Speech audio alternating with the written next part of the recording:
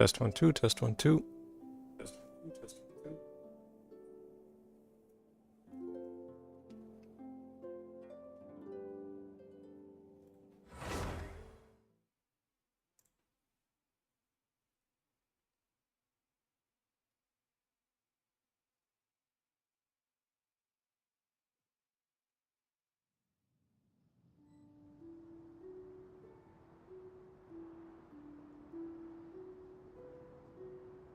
Alright, I think we're good. Happy Paimonday, everybody. Hey, Joel. I forgot to turn up the audio since Friday. Because whenever I do my dailies, I never turn the audio on. Everything is in silence. There we go. We got the music. It's too bad you can't change the volume in the, you know, the initial main menu. But it's alright. We got it, we got it. So, we gotta finish the quest. Apparently we have 30 minutes left, from what I recall. I also can't stay for too late. I have to get up early, but otherwise, same old, same old. And it is too bad that I'm late, because I wanted to start an hour earlier, since I'm still trying to keep the Eastern time. See, for me, it's only a 4-hour difference at the moment, but it didn't work out. I do want to see if we have any of the Fontaine. Okay, let's go to Fontaine. Fontaine. Oh, it's underwater. How does that work? Okay. Fremine. Let's see what Fremine's up to.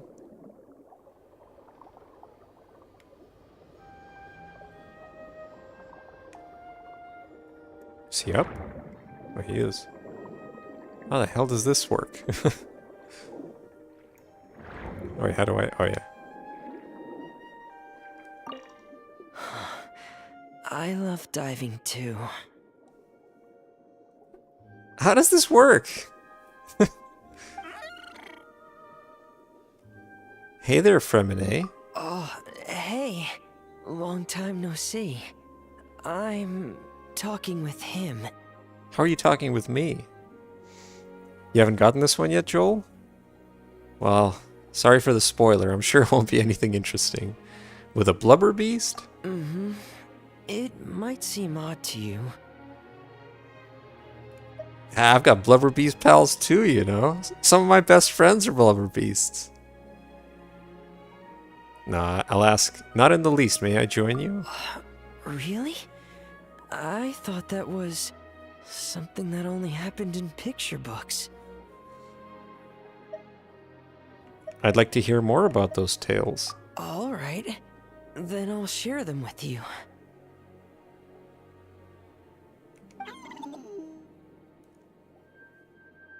Ah, you want to hear them too? My father was a blubber Listen beast, closely. and my mother smelled of elderberries.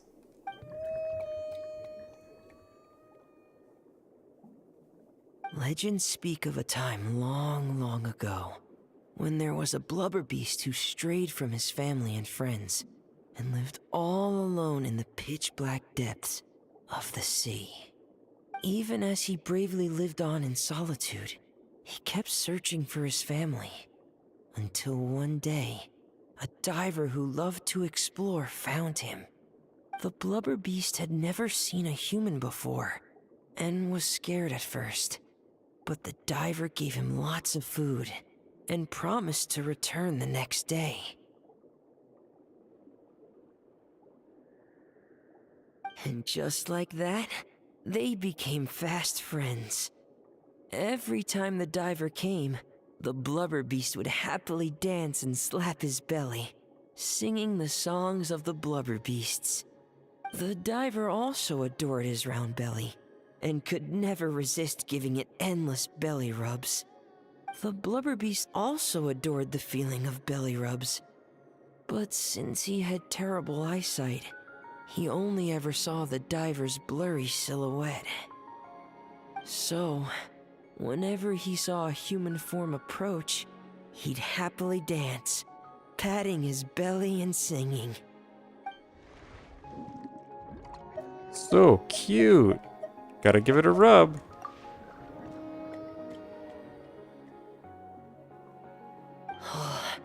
Good boy. Here, have some fish. I just caught them, so bon appetit. So, is that how the story ends? I wish that was where the story ended, but... One day, that diver stopped coming altogether. The blubber beast waited for a long, long time. Finally, he gathered the courage to go and look for the diver, swimming off in the direction the diver had swum off to, until he had finally reached the beach. And that's where the picture book I have ends. I don't know how the rest of the story goes. Our two friends might have... Oh, don't be sad. It's just a story. It's not real. I think. It'll have a happy ending. Yeah. I'm sure it will.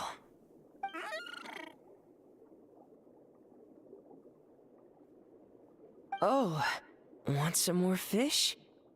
Give me a second. I should still have some more. I wonder, just what does a blubber beast's belly feel like?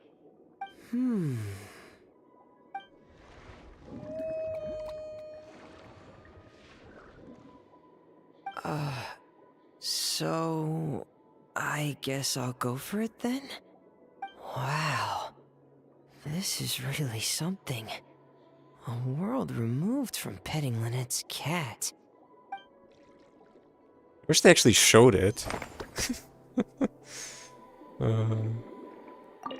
Wow.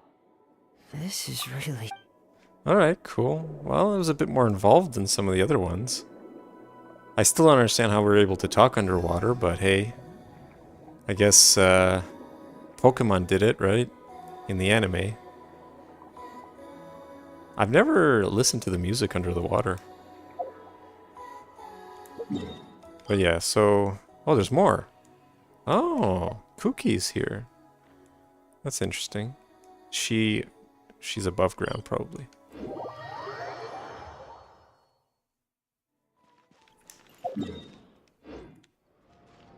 Where is she? Oh, there she is.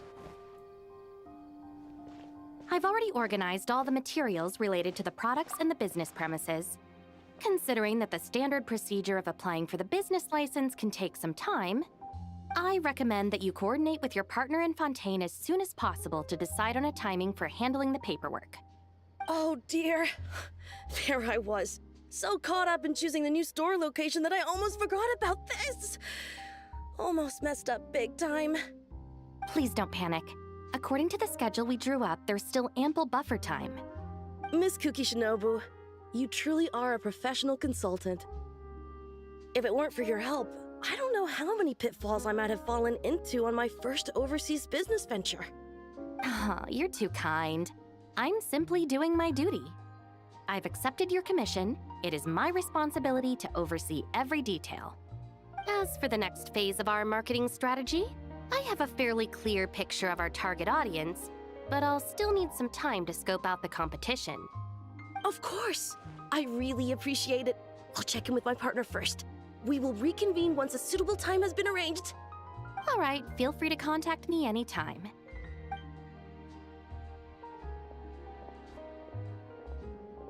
Traveler! What a coincidence running into you here. How have you been lately? Hi, Shinobu. I've been good. Yes, a business owner wants to promote Inazuman specialties in Fontaine, so she engaged me as a consultant. I'm also helping to draft the business plan, which brings me here on this business trip to assist with local procedures. It's a good chance to conduct market research, too. That's our Shinobu for you. Speaking of which, this business owner is quite generous. After learning about the gang's situation, she volunteered to cover travel expenses for the other members, too. So Ito and the others are here as well? Even though I've never met them before? That's right. We came here together. Let me check the time. They should be underwater by now. Underwater? Yes, underwater. Meaning the Fortress of Maripede. What happened? It's another involved one. Whoa! Woo-hoo! Man, the water feels great. Pretty quick for such a teensy little ship, huh? But did you really think Arataki, the man Ito, was gonna lose to some boat? Akira, Mamoru, get in the water quick! Last one to catch that boat's a rotten egg. Not gonna be me, though. Hey! Do you even know how to swim, Genta? 'Cause splashing water in my mouth is not how you do it! Boss, wait! I still haven't learned...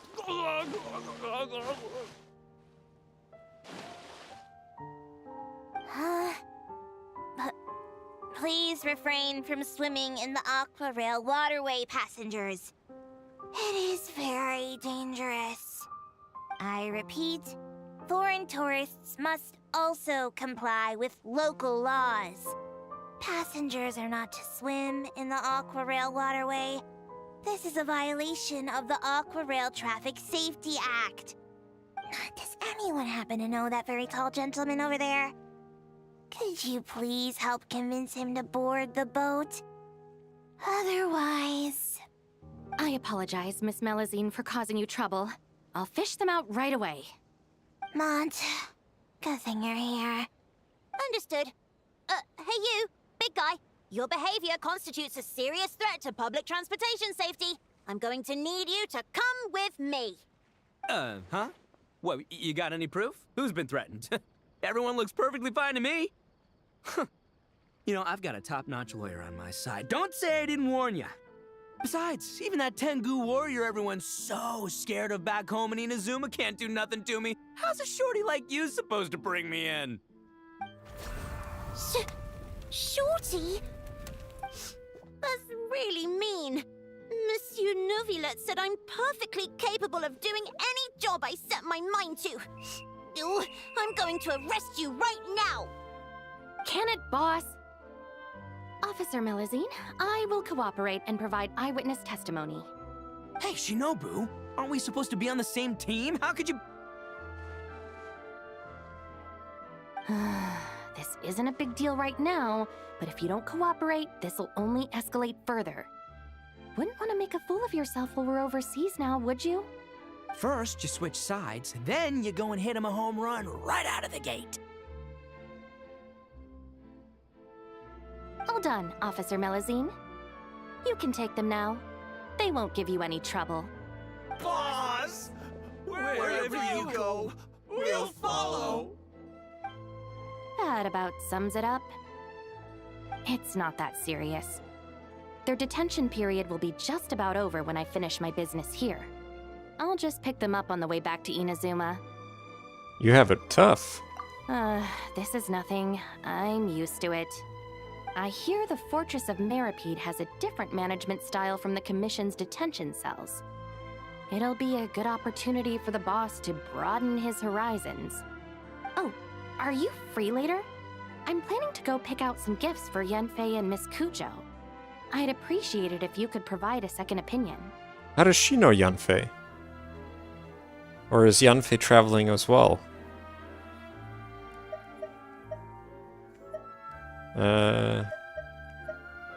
I'm ready anytime. Thank you for your help. Just a moment. Ushi! Kuki was a law student in Liyue? Damn. When did we learn that? Is that one of those limited events that I'm never going to be able to experience? Come on. We should get going. Wait, if Bull Chucker's in jail, why is the bull still here? Bull Chucker?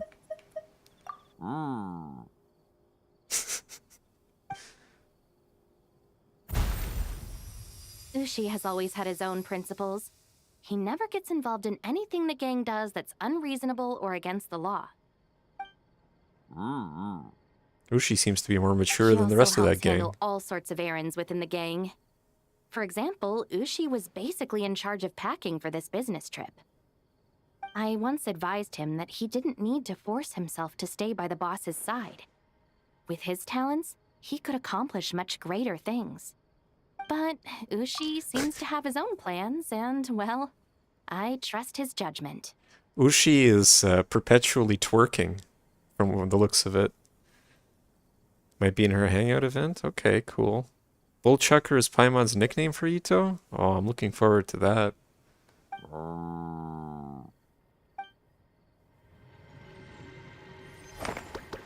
Alright, cool.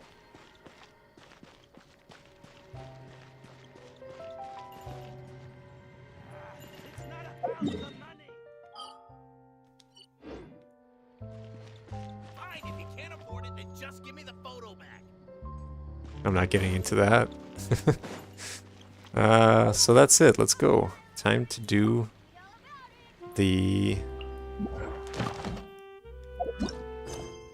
story mission. Was this one, right? No. Wait, what?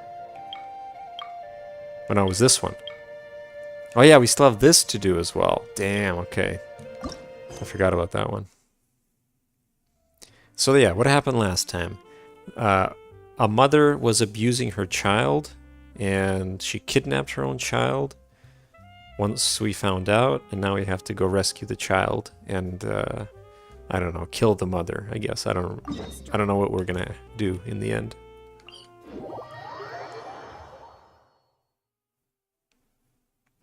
I'm sure it'll be a happy ending though.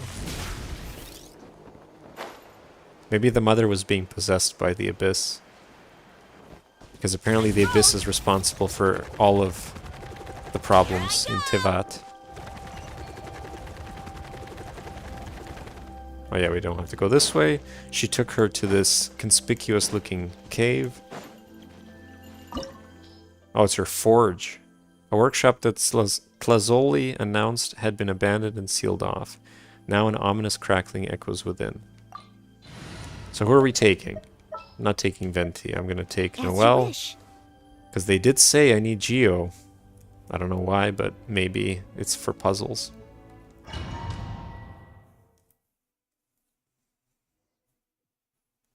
Oh. Okay, well, that didn't seem necessary then. Alright, whatever. What's back here, though? Invisible wall. Okay. What is this place? Auntie's workshop. It was supposedly closed after she stepped down from her position in the tribe. But it appears that we've all been deceived. Damn, she's running a big operation here. Look at this. It's crazy. Why are there people up ahead? If you're up to shady business, you have to hire shady people to help you. Let's go, don't hesitate! Alright, let's finish this deployed. Preparing for dust up. Let's dance. Why me? I found it amazing once I've after Friday I needed to do those trounce domains over the weekend. I found it amazing how much stronger my Inefis shield was. Just because of the double the attack that we had. Like, it was fascinating. I was able to do the whale, the narwhal fight, so much more easily. At the highest level. Because before I was really struggling. I ended up having to do it like at level 70 once, level 80. But then this time I was like, man, look at that. No problem. It's amazing how much reading ended up helping me.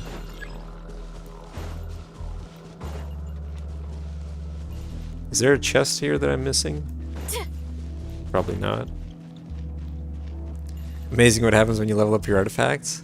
Well, yes, the artifact leveling was what led to the attack, but I just didn't realize how much stronger I would be with that, with double the attack. Nah, there's probably no chest. I don't really want to look around.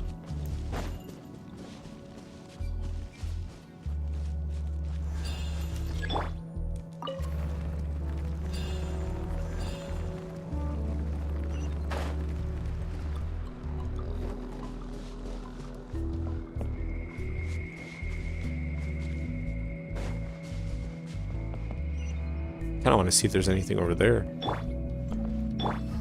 Running late again. No?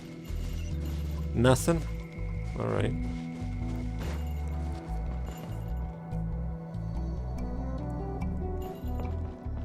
Running late again.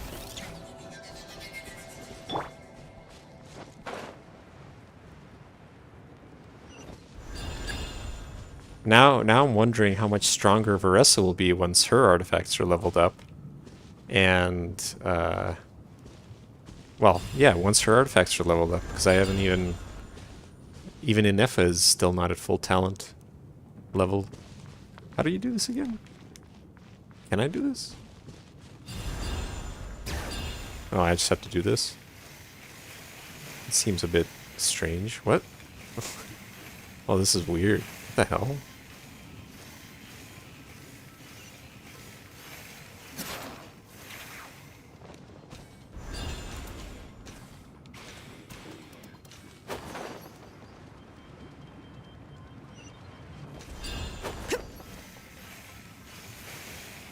Yeah, it's really, it looks really wonky when she's on the wall like this.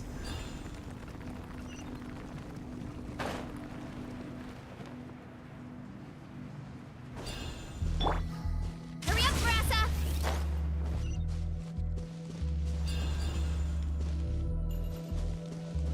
I guess that's it, eh? We've made it. Oh no, never mind. Bring it! Come on. Wait, does she turn into, she does turn into like a leopard or something. I guess given the tail, right? Why? What's the lore explanation behind that? Watch this. Well, she's all out of whatever. Defensive mode engaged. Well then. Let the show begin. Oh yeah, also, look. Even Barbara can kick ass. Forget it. I love that even Barbara, because of Inefa, can just murder everybody. I don't even need Varessa. There's a chest here. Wow, look at that. Pretty hidden.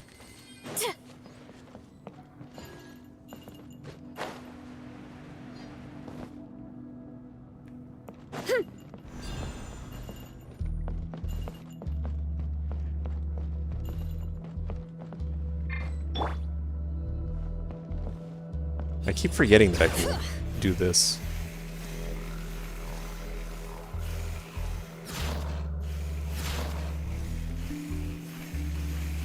Oh, I see. Well, come on, let go.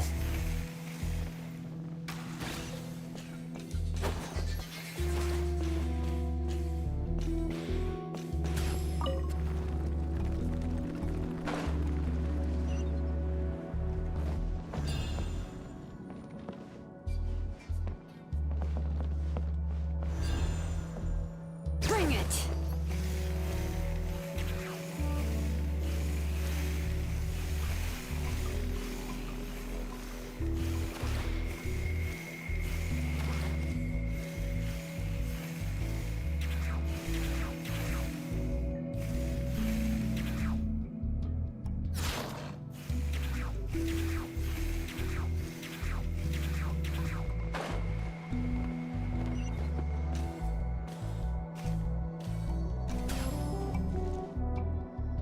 Lynette and Diona are cats. There's precedent. Yeah, but they've never actually like transformed. Because I never noticed that until now. Well, where is it? Oh, she doesn't even do it when she's off the phlogiston. It's pretty neat. I like that. Reminds me of Bayonetta.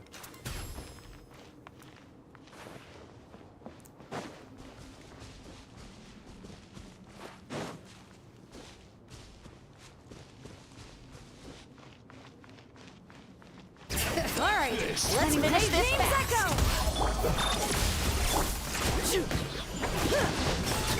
Out of the way or get blown away. That was quick.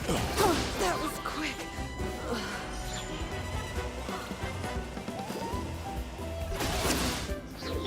Insulation chamber deployed. Annihilation mode.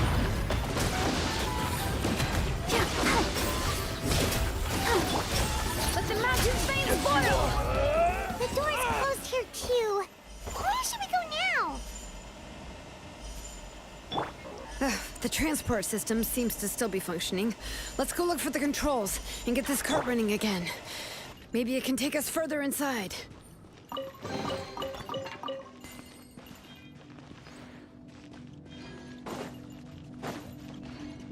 Hold on. Just want to see if there's anything else.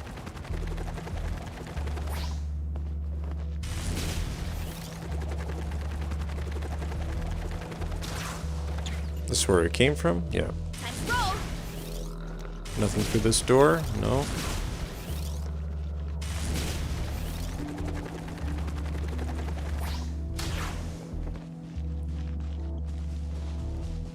What about up here?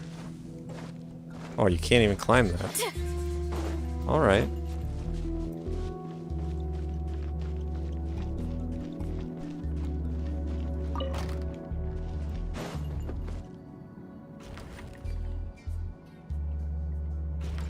All right, let's keep going.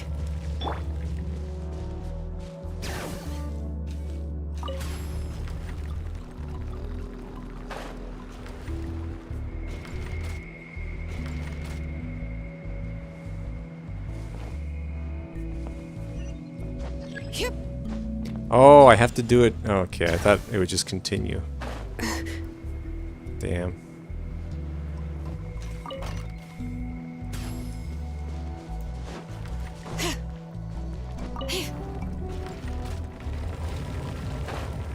Can I get in the cart?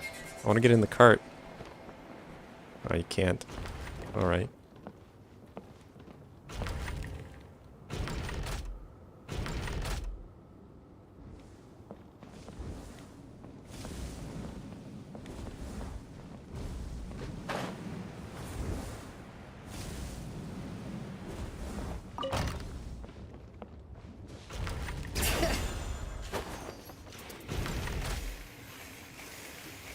Wait, what? Oh no, now it's going. Oh, I messed it up. Well, maybe not.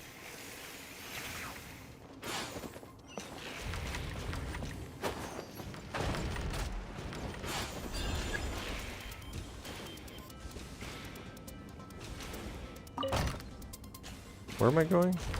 This way?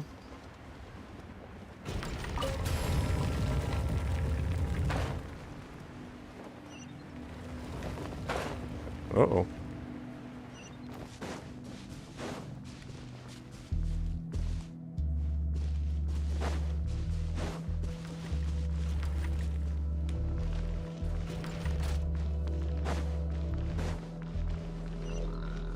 Damn, look at that.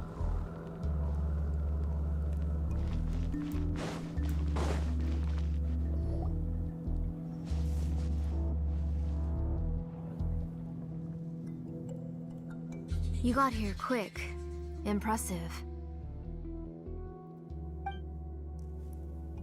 Nechka's up there! What are you planning to do to her? I never lied to you. All this time, I've only been trying to save my daughter. Even though she's not my daughter yet.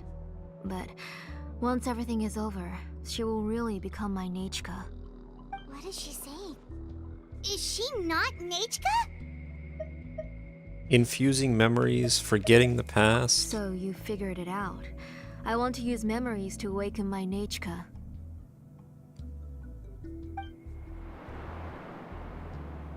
She has stayed in the Night Kingdom for far too long. She's afraid of the dark and cold. I'm the one who made her stay there alone, so I must bring her back. Don't worry, Nechka. Mom hasn't forgotten anything. She has always remembered your name. Night Kingdom. Oh, I'm afraid again. so.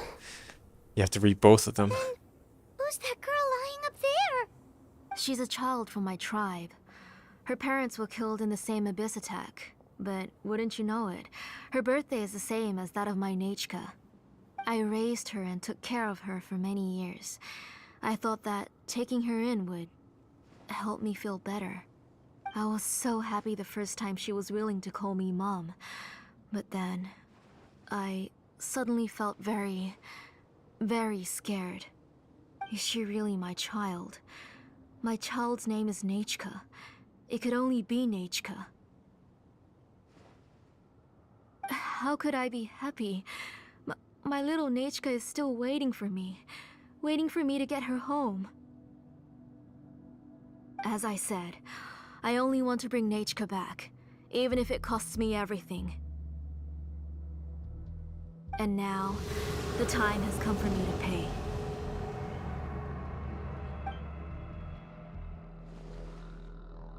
As for my useless ancient name, it's finally time to put it to good use. If you're not willing to help me, then you can become the fuel for Nechka's ancient name.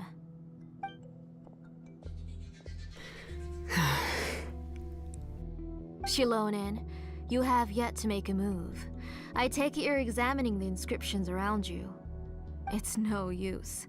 I've already set up the Blaze Gem inscriptions, and the engraving diagram has already begun to run. It's all thanks to your ideas. Now, the central inscription will finally become Nechka's ancient name. After Nechka returns, I'll make sure to invite you to her birthday party. Let her go. Get behind me, Paimon. You're not gonna go up there, are you? Nechka's already dead. We can't let her harm an innocent child.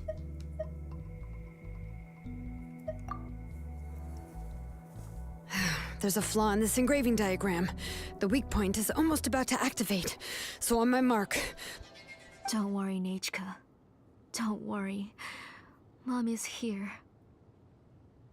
3. Mom will always be with you. I'll never forget you. 2. Wake up, Nechka. Now. Please, wake up. 1.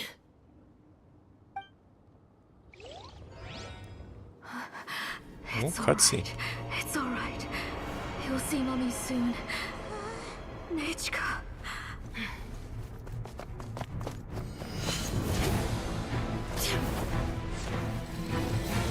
How's the Traveler supposed to do that?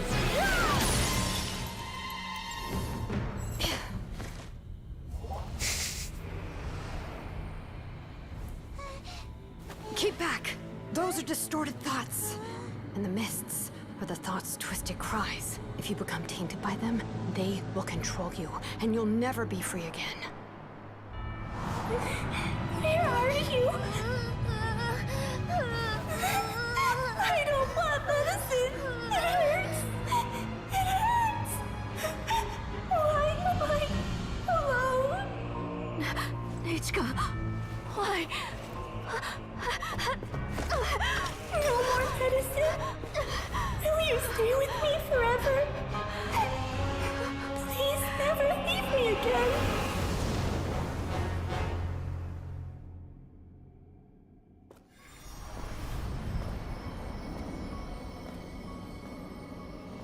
Telasoli, you're the one who twisted Nechka's name into a shackling prison.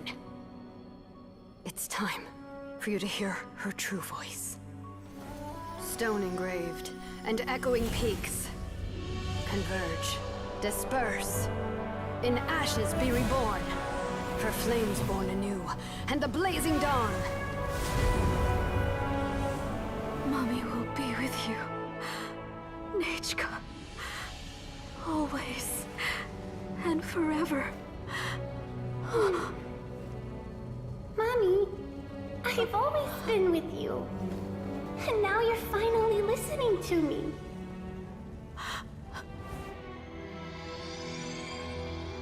The old births the new, as flowers shield the roots, so life ever cycles until we return to the loam. We've known each other a while, but we've never met. You're Nechka? Yes, but I still don't know your name. My name's Napeka. It really suits you.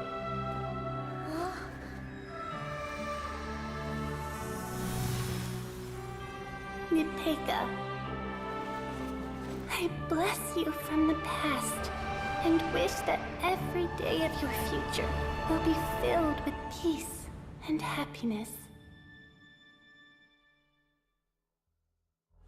Reviewing outstanding items on today's to-do list. Enough for doing a audio bomb.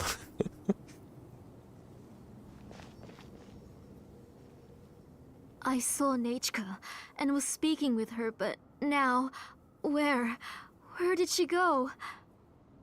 Nachka? Nachka? Where are you? Answer, Mummy.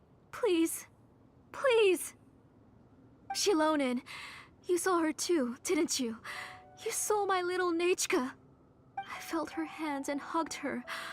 I was right. I was right. Those gray shadows were just a minor mistake. I just need to restart the ritual again. Alright, I'll start it again and Nachka will... Have you still not come to your senses, Auntie? What senses? I was not wrong. Nothing about what happened was wrong. She's just a little upset and was trying to ignore me. That child sure knows how to throw a tantrum. But I understand. I can accept that. Enough, Tlisoli! The person you summoned with the Blaze Gem inscription wasn't the real Nachka at all. You collected memories of Nachka from countless people, but you forgot one thing. Among what you gathered were not only real memories, but also countless emotions. Didn't you realize what kind of emotions people would feel upon seeing Nachka's condition? When people held a dying child's hand, when they felt her faint breath and saw the helplessness in her eyes, when they sensed her body growing colder and colder, what could they feel but abject pain and sorrow? I took those emotions. You absorbed those emotions into the Blaze Gem inscriptions and solidified them as a piece of her past. Those gray figures were projections of that past. They could only reproduce the appearance of Nachka in her sickly state. What the real Nachka wished to say was drowned out by those twisted and painful thoughts.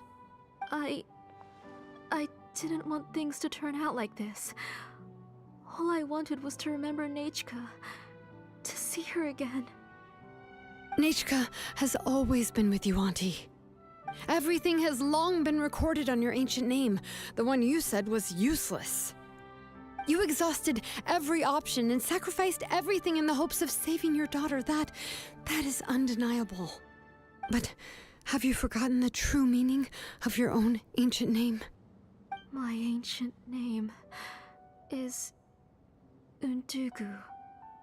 The immovable love between you and Nachka has already been recorded in your ancient name, but you chose to ignore that. Names are blessings from the past to the future. You told me that, Auntie. You gave Nachka her name, her first blessing. But now, you've turned her name into a prison by taking an innocent child captive, and you've imprisoned yourself. Nachka is everything to me. Without her, I can't see any future for me. And as for blessings... what blessings have I had since the day she passed? I see her in my dreams every day, grasping my hand, telling me she's in pain, asking me to hold her.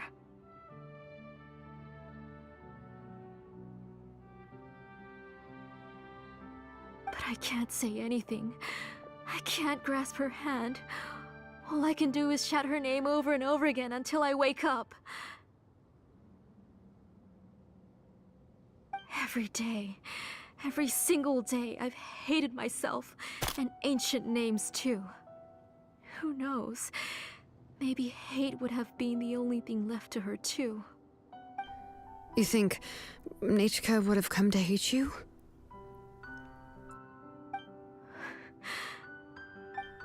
Auntie, do you still remember the last words Nachka ever said to you? Do you remember what her final words really were?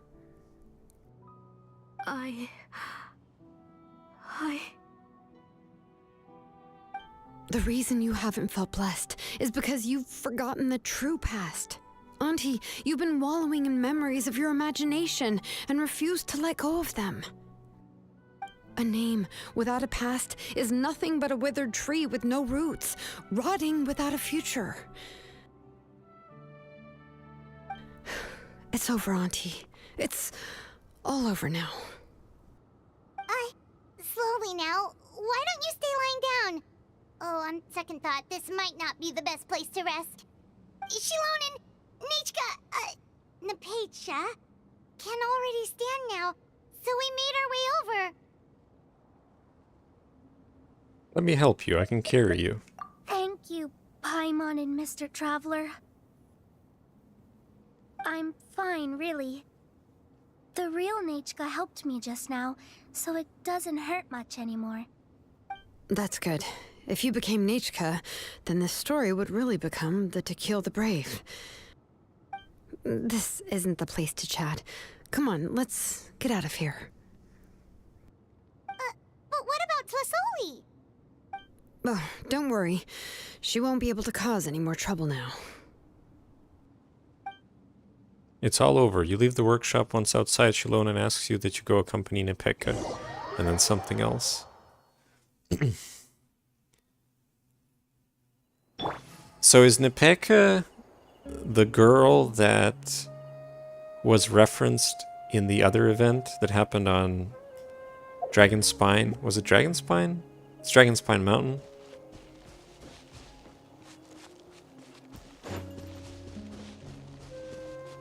Because Shilonen had some sort of student. Ah, so that was her. Ah, okay. Spoilers.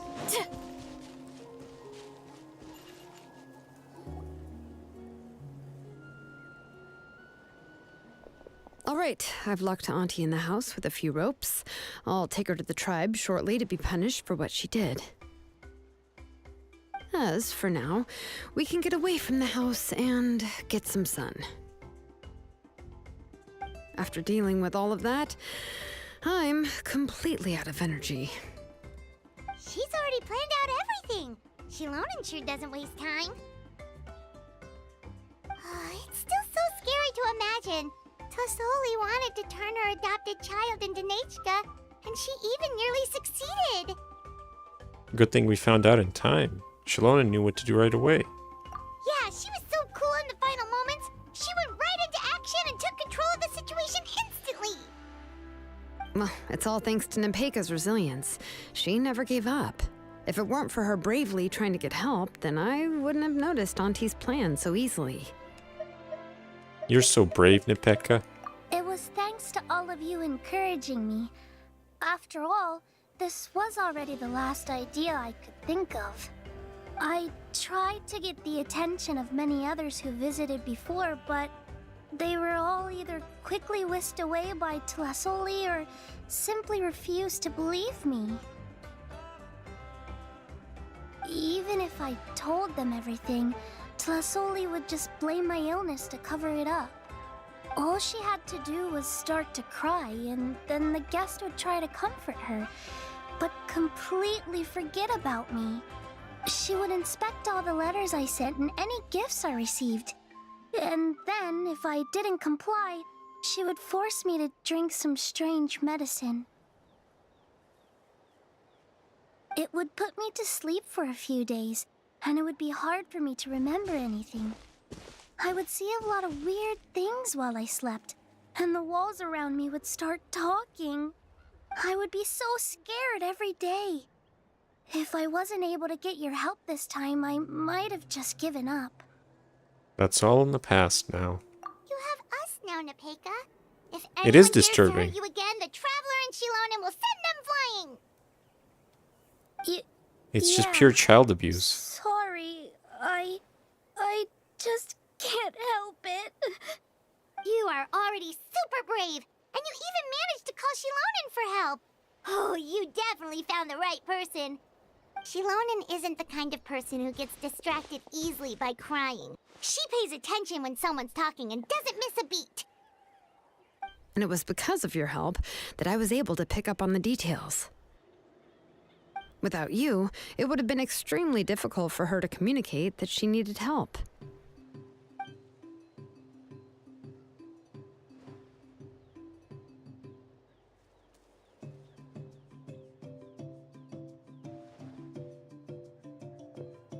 Sitting at the edge of a cliff. Everybody's got balls of steel in this universe. Tlasoli would certainly be more on guard if I tried to speak with her, and would probably have just kept Nepeka locked up in a room again. So we had a part to play too! But where did Tlasoli even get the confidence to try this scheme? When Nechka was alive, surely many tribe members would have tried to help her. Was she not scared that someone would realize that Nepeka wasn't Nechka? She must have been using the Blaze Gem inscriptions for a very long time. That's certainly a possibility. The inscription she created would not only collect information related to Nechka's past, but also actively erase people's memories of Nechka. It's similar to graffiti. If you want to paint something new on a wall that has been painted before, then first you must remove the old painting. It's possible that I was also one of her targets, which would explain why she was so willing to let me have the central inscription. Whoa, and you still took it? If it were Paimon, she would have thrown that thing away the first chance she had! Well, you can't uncover the truth without taking some risks, right? If I hadn't disassembled the inscription myself, I would have never realized her actual motives. So you suspected her from the very beginning? Oh, no, she's my auntie after all. How could I have seen her as a villain from the start? The most I did was keep the possibility and a corresponding plan in mind, and it was just our luck that the worst-case scenario actually happened. But now that I look back on it, we still managed to rescue a suffering child, even if that wasn't our original intention. Anyway, I think we've just about summarized everything and praised each other enough by now. Everything is finally over, and Nepeka can finally be herself. So, what should I do now, Shilonen? You should do whatever you like, of course. No one's going to lock you up anymore. But I don't know what I can do. Everything I know is about Nechka. What she liked to eat, which flowers she enjoyed, how she acted and spoke. I'm not her, but I can only be like her. I don't know, Shilonen. I just don't know. Oh, don't worry, Nepeka. The Blaze Gem inscription isn't working anymore. No one will force you to be somebody else again. But I no longer remember anything about myself now besides my name. What if I never remember my life and lose all of my past? I'm scared, Shilonen. What should I do? Oh, don't cry, Nepeka.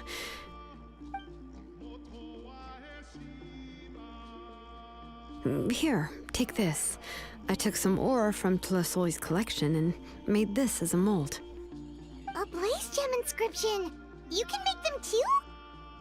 Oh, of course not. It's just a pretty piece of stone. Take it. I've engraved your name, Nepeka, on the top. This is your first blessing, the one you received from a pair of people who loved you with all their hearts. It has always protected you and stood over you. For all of past, present, and future, it's never strayed far. But I don't even remember the names of my parents. I don't remember anything.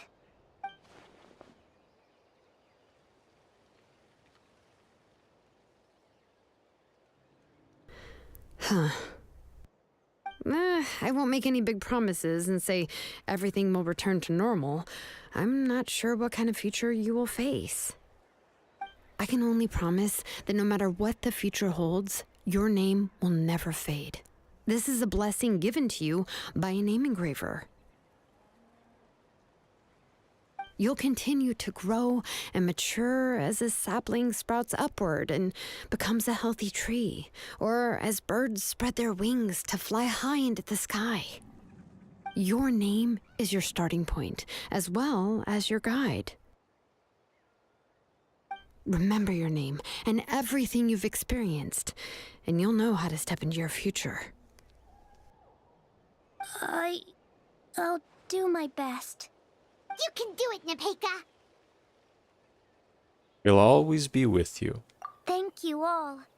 Shilonen, Paimon, and Mr. Traveler. If you really can't come up with what to do, don't worry. Just relax and take it easy. We're from the same tribe after all. If nothing else works, I can always go to the elders and look up your history. And until then, you can stay at my workshop.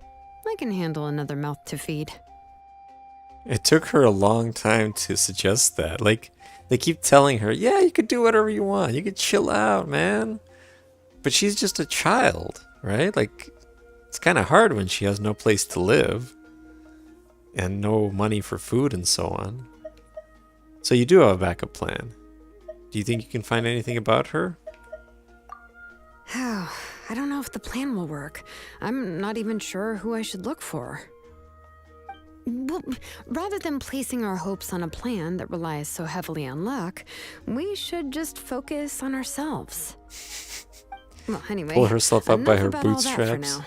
Let me take Tlasoli back to the tribe first. She's not even big enough to Come with wear me, boots. Nepeka. Oh, gosh. I nearly forgot that we haven't even had dinner yet. What would you like to eat? Huh? Oh, anything. I'm not picky. Oh, good. Let's go. We have a lot of work to do. We have a very busy future ahead of us. Oh, and one more thing. Happy birthday, Nepeka.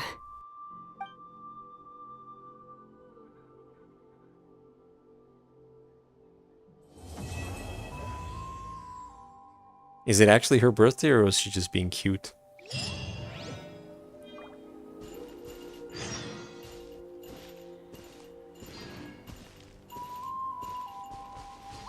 Must be lying because not everybody's going to be playing this quest on the same day.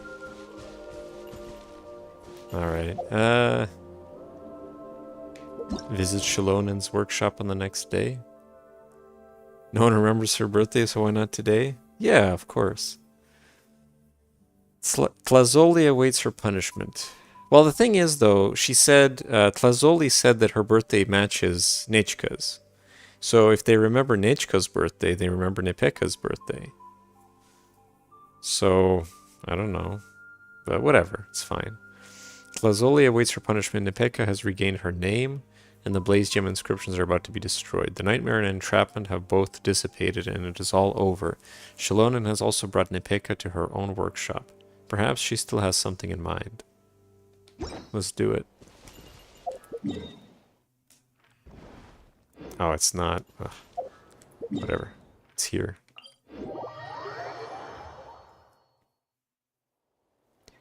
Oh, that's right. We were celebrating Nichka's birthday. That's probably why they said it. You're right. Good point.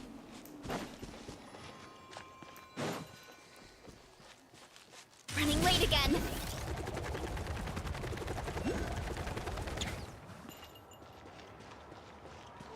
Oh, next day. That's right.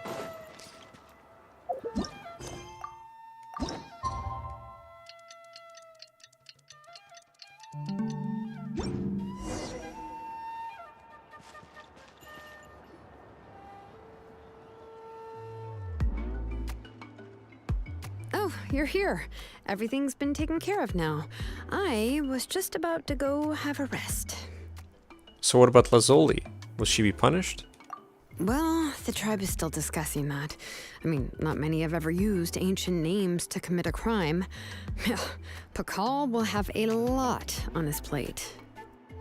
What I do know is that Tlasoli's workshop will be closed permanently, and any remaining incomplete Blaze Gem inscriptions will be completely destroyed. And as for the completed Blaze Gem inscriptions, I'll be handling them, which, whew, yeah, yet another hassle to deal with. Anyway, at least her ancient name is fine. Otherwise, we'd have a real mess on our hands. Oh, and speaking of ancient names, I actually have some good news. The memories that were absorbed by the Blaze Gem inscriptions can be restored to their owners.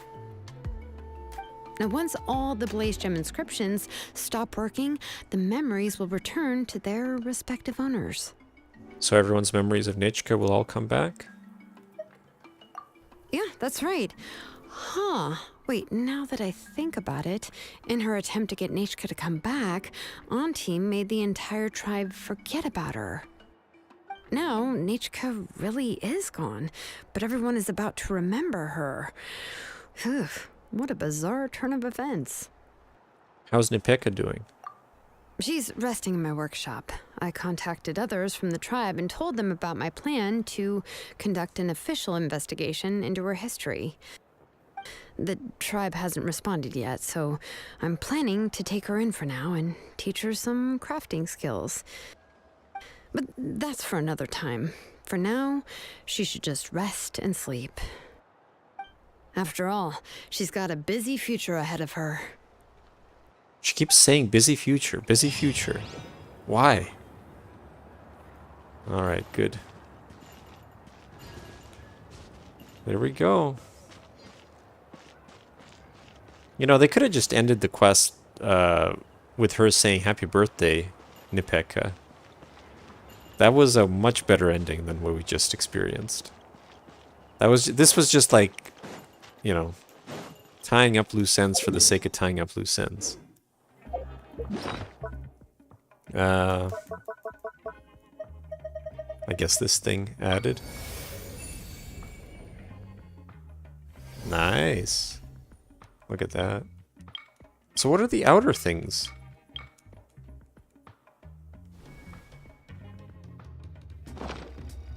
It's what they did in Lord of the Rings, right? There was like 15 endings at the end of the third movie.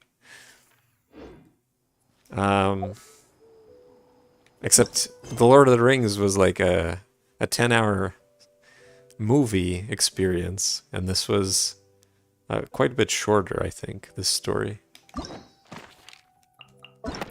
So yeah, let's do the next one. Guns and Roses. No, Guns and Wings. Just kidding. Guns and Wings.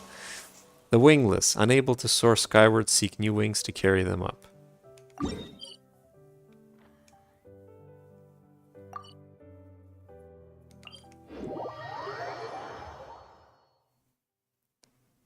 See, I never read the books. The book did have even more endings.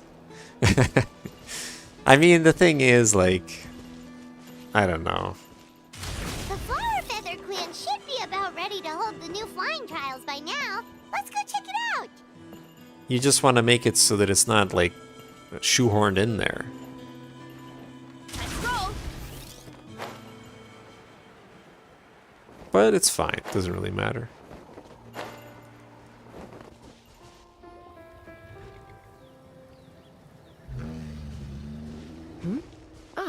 Traveler in Paimon. You came. Yep, and it looks like we made it just in time. Although, can't say the same for the Cuckoosaurs. Bit of a low turnout, huh?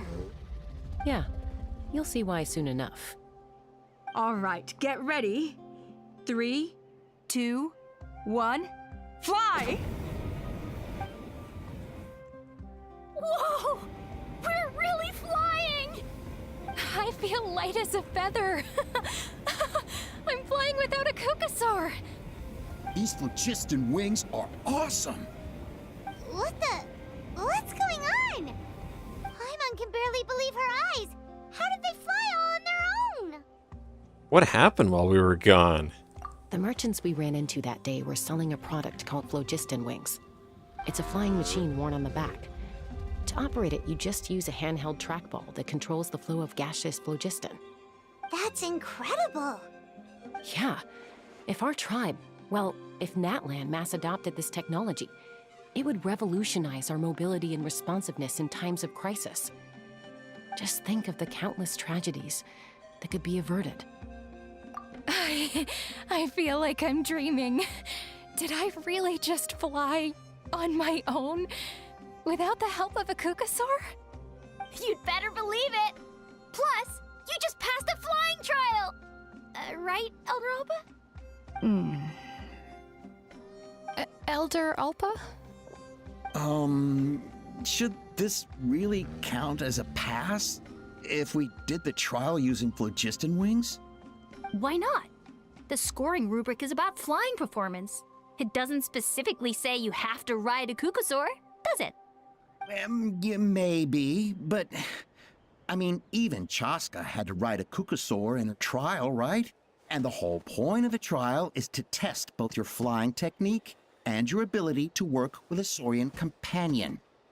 Well, if we can fly by ourselves, maybe we don't need to test the ladder anymore. Chaska, Traveler, what are your thoughts on this new invention? I wonder if Alpa, also being like an elder to the person that we're, the character that we're encountering here, will also turn out to be the bad guy. Is Alpa the Tlazoli of this quest? It's a good innovation. The sooner it's widely adopted, the better. It's an unknown quantity. You should use it with caution. I don't know. There's no middle ground. It's a good innovation, but you should use it with caution. That's what I would say. It's weird. Come on. Alright, whatever. Let's use this one. The sooner it's widely adopted, the better. Give the Kukasaurs a break. You see? Even the Traveler agrees. I agree that they have strategic value, but I don't think it makes any sense to evaluate candidates by the current testing standards if they're using phlogiston wings. Why? Shunan finally mustered the courage to go through with this, and now you're saying it doesn't count? We don't have any experience using these wings in battle, nor is it immediately obvious how to incorporate them into the existing systems in our tribe. Taking a longer-term perspective, I think we need to start by getting thoroughly acquainted with how these things work. Then we can develop a new trial format with new assessment criteria, tailored to candidates using the phlogiston wings. You all raise valid points. But Chaska, while your proposal sounds perfectly reasonable, it would probably take years to put it into practice. We lost so many people in that war. These phlogiston wings could be exactly what we need to strengthen our forces and boost morale in this trying time. And as for real-world battle experience, there will be plenty of opportunities to gain that. I have high hopes for you, Junon. Huh? Hey, stop staring into space! Say thank you! Oh, thank you. Thank you, Elder Alpa. You have nothing to thank me for.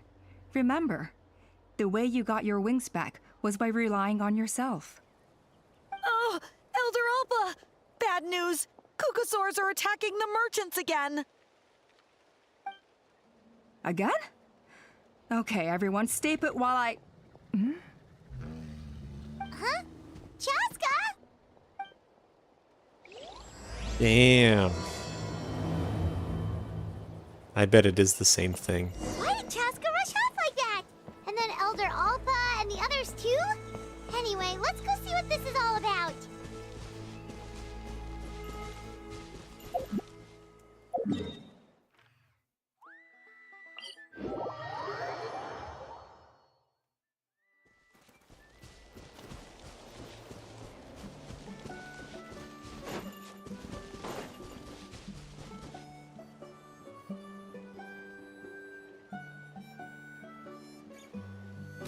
Oh, it's back! It found us again! Run! Get out of here!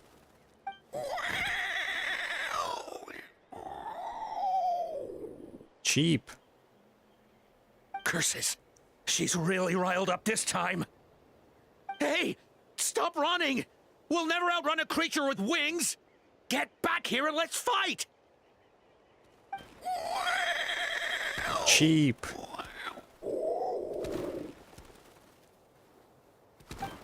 Stop!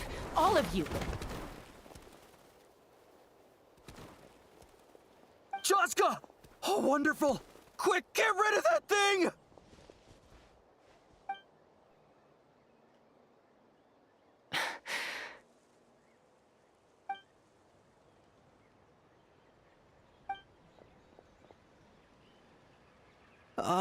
What's going on? Why isn't she doing anything? So it really is you, sister. Wait, sister? That Kukusaur is Chaska's sister?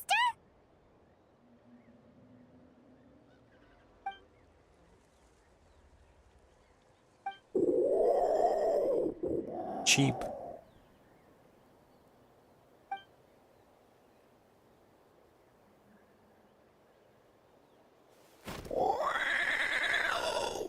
Cheap. Koya, wait! Is Chaska gonna be okay? Should we go check on her? What was wrong with that Kukusaur? Why was it so aggressive? If we just let it escape back into the wild, who's to say it won't attack again?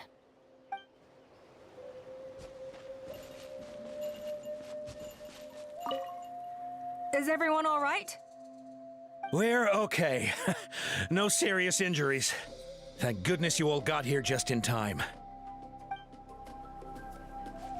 All right.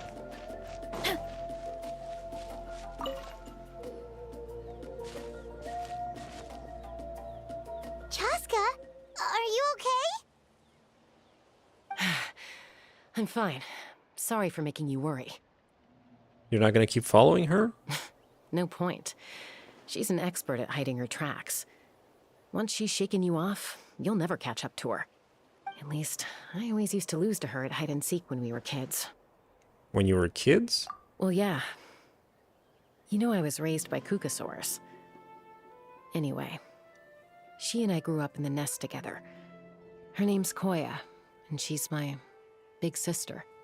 We played together all the time, chasing each other through treetops or mountaintops. It felt like it would go on that way forever. Until the day I was sent back to live with the humans. Not all Kukusaurs are friendly towards people. Koya, for instance, she's fine with me because we grew up around each other, but she's not fond of other humans. When Mom decided to send me away, Koya strongly protested, and after I left, she became more and more reluctant to interact with humans. Maybe she thinks that humans stole you away from her. It's a possibility, but in any case, we still stayed best friends at first. I had a hard time adjusting to life in the tribe. So whenever something went wrong, I'd run off into the wild and vent to Koya. Ah, so that's what Uncle Cusco was talking about. He said you seemed to prefer hanging out with Saurians to your own kind back then. Yeah, I did. But then, gradually, everything changed. With a new mom and dad, a new tribe, and Koichi, I started getting curious about these humans and made an effort to understand their behavior. The more time I spent with them, the less I spent with Koya. And then, one day, it was Koya's turn to leave the nest. She sought me out and asked if I was willing to leave the tribe and go live in the wilderness with her. As far as I can remember, that was the first time she ever approached a human settlement on purpose. So, how did you answer her? Well, I wouldn't be standing here talking to you if I'd said yes. In other words, you turned her down. No, I was torn. On the one hand, I'd already made up my mind to embrace my new family and accept my human identity. But I also knew that Koya wasn't a fan of humans, and I didn't want to disappoint her. She took my hesitation as an answer. She saw it as a personal betrayal, threw a huge fit, and then flew off. We hadn't seen each other since, well, Until today. Not for a lack of trying, though. I tried asking Mom where Koya's new nest was so I could talk things out with her. But Koya had already asked Mom not to tell me where she'd moved to. It must be hard for Mom, being stuck between her two daughters. So I didn't press the issue. And I didn't go looking for her. But after today's events... If things carry on like this, I need to make sure I find her before anyone else. Even if she doesn't want to see me. For now, let's bring the wounded back to the tribe. And see what Mutota and Elder Alba have in mind.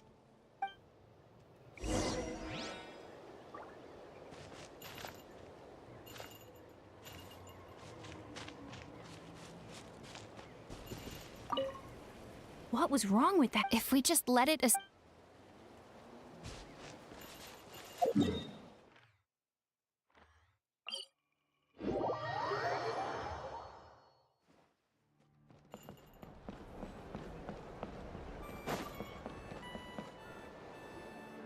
After tending to the wounded, Mutota gathers everyone for a meeting. I hear there's been another Kukasaur attack. Ha! I knew it! They're wild animals, and they can't be trusted. Hey, show a little respect. The Kukasaurs are our partners. Maybe in the flying squad, but they don't give a hoot about the rest of us. Well, now that we have the phlogiston wings, do we even need the Kukasaurs anymore? Are you kidding?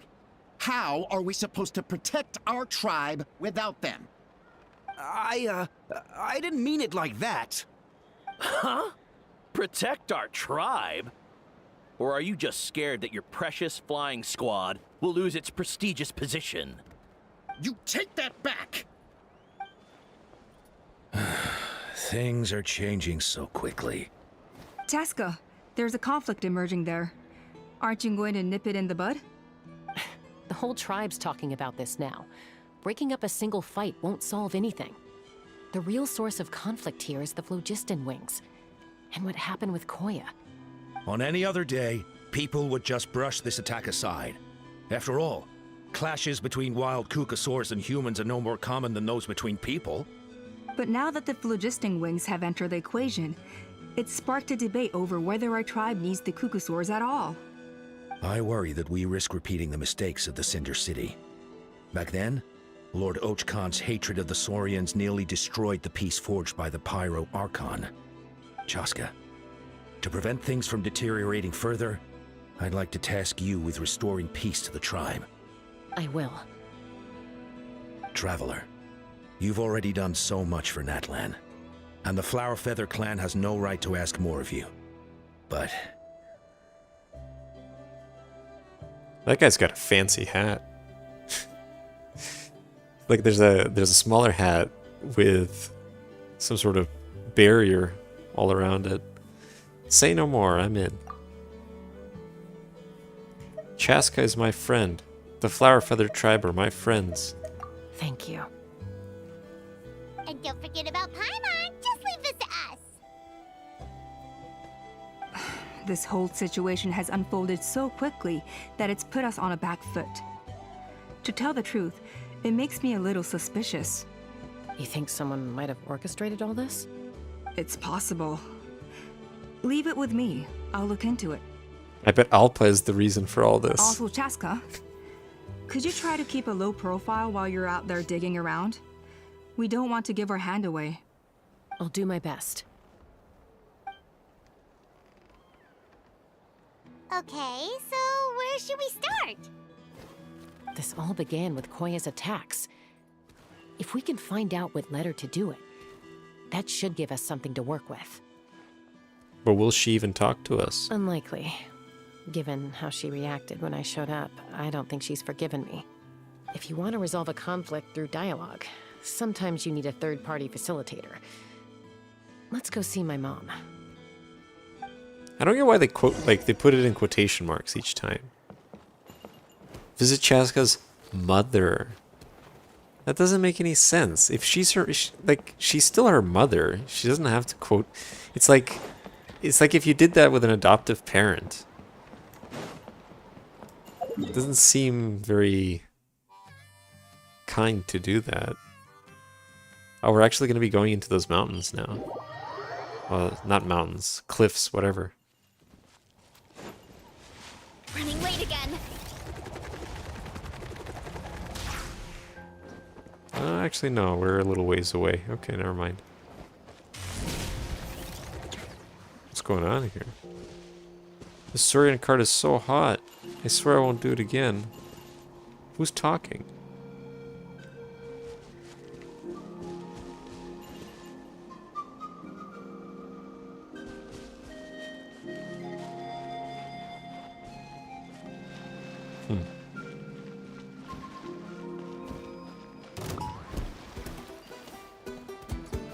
I don't want to fight you.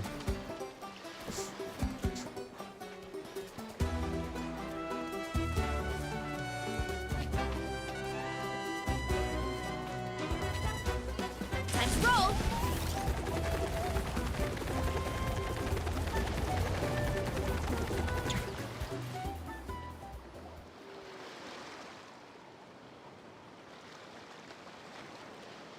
Wow, so this is where you used to live as a child? Mm-hmm. When I was little, we used to do this thing where I'd jump from the top of this tree, and Koya would fly over from the platform and catch me in midair. Or sometimes we'd both fly from the treetop together, and then after some aerial maneuvering, she'd throw me up onto that platform. After we got a bit older, we went to the nearby shores looking for even greater heights. Stop! You're gonna give Paimon a heart attack! Oh, really? I just thought it made a fun story. I liked it. Then I'll share more with you when there's time. Anyway, back to the matter at hand.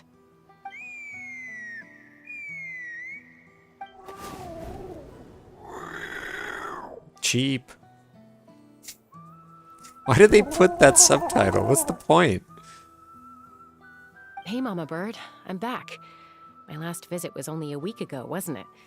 See? I visit you more than I visit Papa Cusco. I brought a couple of friends with me. These are the Traveler and Paimon. Traveler, Paimon, this is my mom. Her name is Chimpu. In the Chimpu. human tongue, anyway. Cheap. Hi. So you understand Saurian language? No, not really. I don't speak it as such, but I can sort of get the gist. Although only with Mom and Koya, since I spent my formative years with them. Even then, it's basically a best guess based on their sounds, body language, and expressions. Seems to work about 9 times out of 10, anyway. Yeah, As it's for about whether as Mom good as understands humans. me, I can't always tell. But somehow we still manage to communicate. Call it the family bond, I guess. Cheap? Don't worry. I'm doing well, but I think Koya might be in some trouble. Chaska explains the situation to Chimpu through a series of I gestures. know she's never been a fan of humans. I would but like to see those she's gestures. never deliberately attacked them before either. What's behind this sudden change? Cheap. Does, Auntie Chimpu know anything? Doesn't look like it. Koya hasn't visited her in a long time. Then, could you please tell me where she's living nowadays? I really need to talk to her.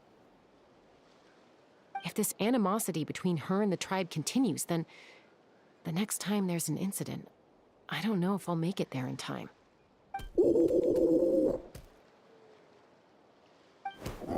Cheap. What did she say?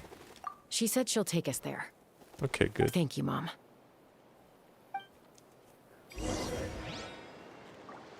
Go to where Koya lives. Well, why couldn't she let us fly there on her? Wouldn't that be cool?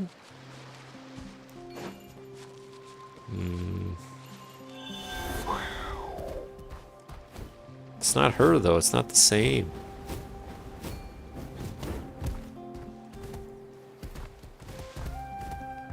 How do we, isn't there supposed to be a thing that I can use? Oh, that's this, okay.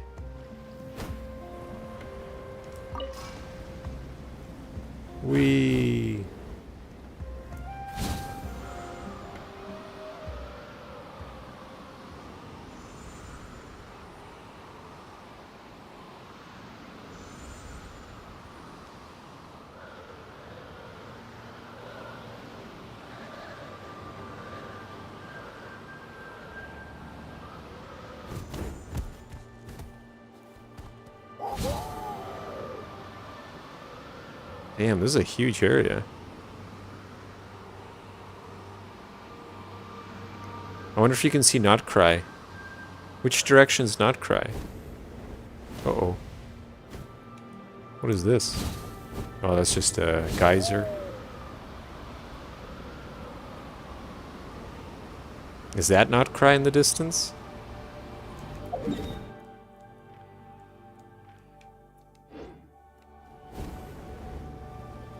Oh, is that it? All the way there in the distance? To your right. What the hell is the thing on the other side? No! Oh, come on.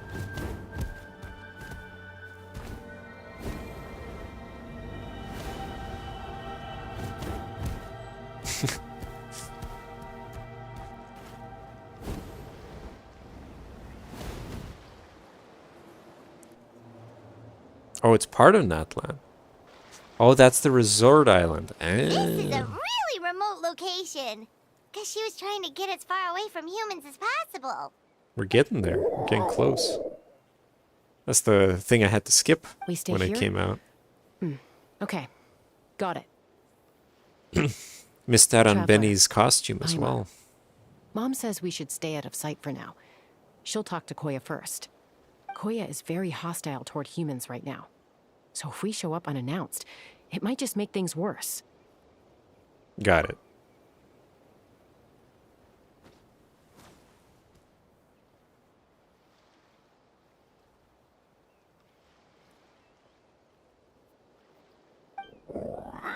Cheap? Cheap. Cheap. Any idea what they're saying? Sounds like things are more complicated than I imagined. There's evidence in this area suggesting that Koya might have been the victim of a human attack.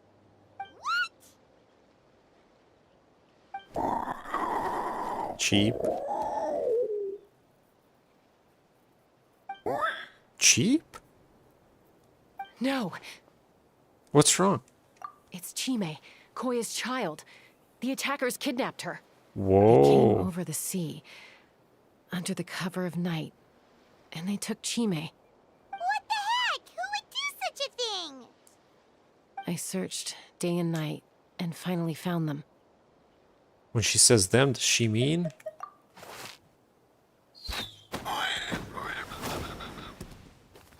Cheap. Oh, yeah! Tafal's contraption is working like a charm. Got her in one. Hey, there's another one! Wait, is that the one that got away last time? Who cares? Just get them all. T'Pol pays us per catch.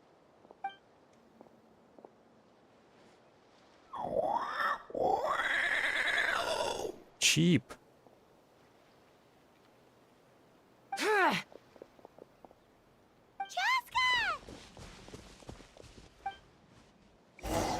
Joska? How do you get here? Quick, stop her! Don't you Stop even think who? about running away! I didn't even have to do anything. Yennefer just murdered everybody automatically. Don't come any closer, or I'll... Go, Phlogiston Wings! Take me out of here! Uh-oh, looks like it malfunctioned. This is bad. Mom and Koya are already injured. And if that thing explodes right next to them... Help! Elemental energy suppresses it! Please, someone! Get back!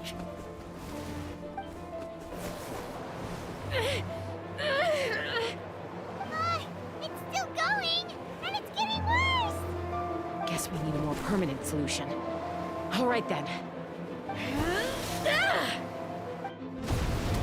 Chaska throws the malfunctioning trackball into the distance. Moments later, a huge explosion rings out. That was too close. I thought I was gonna die. That can still be arranged.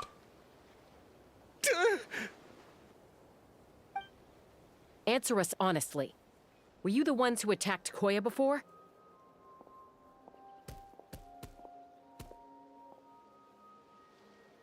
I am... No, it was... Cheap. Well, she says it was you. If you still want to deny it, we have other ways of making you talk. Just tell me, who sent you here? It was T'Pol. He told us to catch all the wild Kukasaurs we can find. And he also said that this Kukasaur has become a thorn in his side, so it needs dealing with urgently. T'Pol? Huh. Sounds familiar. But where from? So where is he now? Well, he tends to send his orders in writing. He pretty much never communicates with us in person. When he does, he wears a mask to hide his face. And whenever we trade Kukasaurs for phlogiston wings, we deal with his henchmen. So you didn't even make those wings? All we did was slap some labels on them and transport them over here, to make them look like they're imported. To make it harder to trace their origins. Why does he want you to catch Kukasaurs? I don't know, honest! Well, that's mighty convenient, huh? What about if I held a gun to your head? Would that change your answer? No need. I'm sorry. I'll tell you everything I know. T'Pol doesn't tell us much, but he always stresses that he wants them alive. So that gives us some clues. This is just a best guess, of course, but we suspect that the gaseous phlogiston stored in the trackballs is drawn directly from the Kukasaurs. What? Cheap. Easy now. You're still injured. Hey, keep talking. Yes, ma'am. So, the gaseous phlogiston has to be highly refined in order to power the phlogiston wings. The slightest imperfection can have disastrous consequences, as you just witnessed. But the Kukasaurs have a natural ability to process gaseous phlogiston. So, if you use them as an intermediary, then... Cheap. That's enough. So the Kukasaurs you took, where are they now? T'Pol should have them. But no one knows where he's based, apart from him and his henchmen. We've tried looking for it ourselves, even followed them a few times. But we always end up losing track of them. Random thought. Maybe they're hiding up in the sky? Oh, damn. It's that balloon that's really, really high up. Oh. I guess this means we can't go after the ringleader yet. T'Pol. T'Pol. I'm sure I've heard that name. Maybe it was... Chaska, Traveler! Alpa. Ah! Oh my god. Can you believe it? Can you imagine if yet another elder is the reason for all this? That voice! It's Alpa! Ah. That would be hilarious.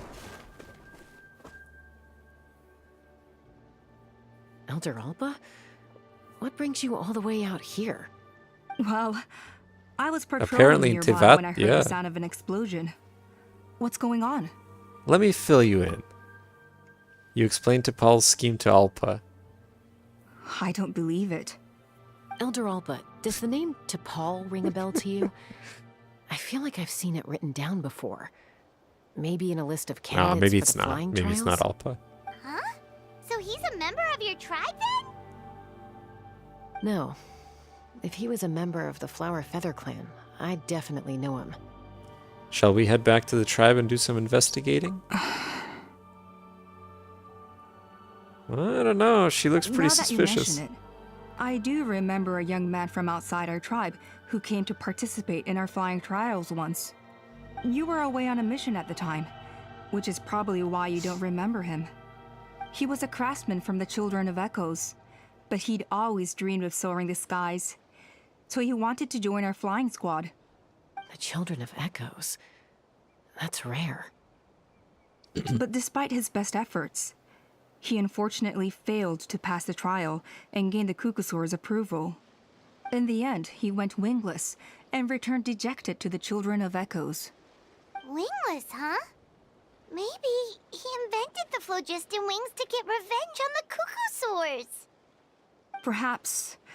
Or maybe it's simply his way of dealing with his regrets over his past flying endeavors. Either way, it doesn't excuse his abuse of the Kukusaurs.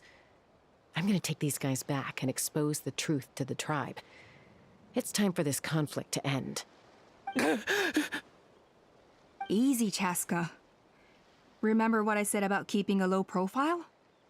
The ringleader still hasn't shown himself, and this man's allegation about powering the phlogiston wings with Kukusaurs is only speculation. Bringing these men to the tribe now won't win over any current supporters of the phlogiston wings. In fact, it may even escalate the conflict further. After all, many are mistrustful of the Kukusaurs after recent events. Is that why T'Pol waited until now to try to capture my sister? I don't know. I mean, he did tell us to spread negative rumors about the Kukusaurs and slip some Mora to anyone opposed to them, but... But Koya only attacked humans because they stole her child! Nevertheless, we will be hard-pressed to change people's minds while emotions are running high. Unless we have irrefutable evidence. You mean we need to catch T'Pol himself? Bravo! My thoughts exactly. In the meantime, leave these men with me. I'll escort them back to the tribe. I'll take the other members of their crew into custody too. They won't get another chance to stir up trouble. Fair enough. I guess finding T'Pol is gonna be the key to resolving this conflict. Let's hope the Children of Echoes have some info on him. Cheap. Sorry, whatever it is, it'll have to wait till this is all blown over. I have to fix this situation before it spirals out of control. Cheap. Mom, sis, rest up and get well soon. I gotta fly.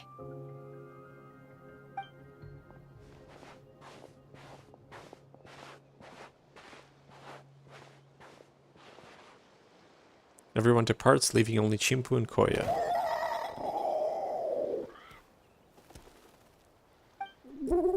If you're worried, go ahead and follow her. Don't worry about me. Mom can take care of herself. Got it. Wait, what?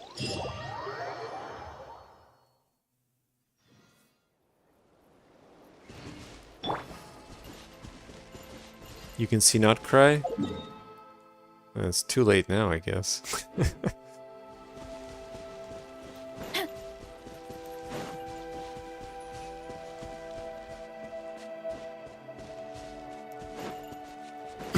Why are we here? So Appa says that T'Pol's from the Children of Echoes. But how do we track him down? Just ask around until we find him? Let's start by talking to someone we know. It'll be faster that way. At this time and place, I'll bet the easiest person to find is... Wakey, wakey, Shilonen! Oh, it's you. Okay, give me a second. I'll come down.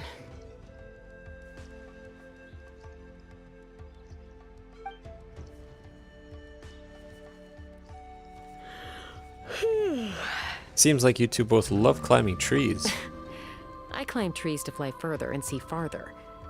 I don't usually stop for a nap. Well, we're not all like you. Always full of energy, even after flying around all day. Yeah. So, you've come all this way and interrupted my precious nap time. Might I inquire as to, why? I'm sorry, Shilonen, but it couldn't wait. Does the name T'Pol mean anything to you? He's a craftsman, apparently. Huh. T'Pol. Yeah, that rings a bell. I think that's Puma's child. Is he in the tribe right now? Nope, I'm afraid you're a few years too late. Why are you looking for him? Oh, it's a long story. You try to explain what happened simply and briefly. Huh, phlogiston wings. Wow, okay. The kid actually pulled it off. Well, looks like no more rest for me today. Pulled it off? You mean he's tried making something like this before? Yeah, he started trying to build a flying machine right after he got back from the Flower Feather clan. So right after he went wingless, then. Was this flying machine anything like the gun you made me? Well, You mean Shilonen your made her gun gun. that's harder to tame than the proudest Kukasaur? No, he wanted to build something that allows anyone to fly freely, even if they're not naturally gifted. But he never got very far back then, though. Blew up his workshop a few times and barely made it out alive. I never really kept up with him after that. His parents traveled a lot in their youth and only returned to the tribe after he was born. But they settled in a remote area and don't interact with other people much. Which means most people in the tribe don't know them very well. Your best bet is to chat to his direct family. I'll go get Puma. Wait for me in front of the workshop. I won't be long.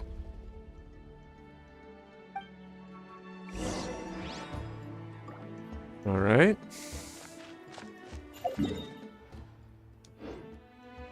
Hurry up, Grassa!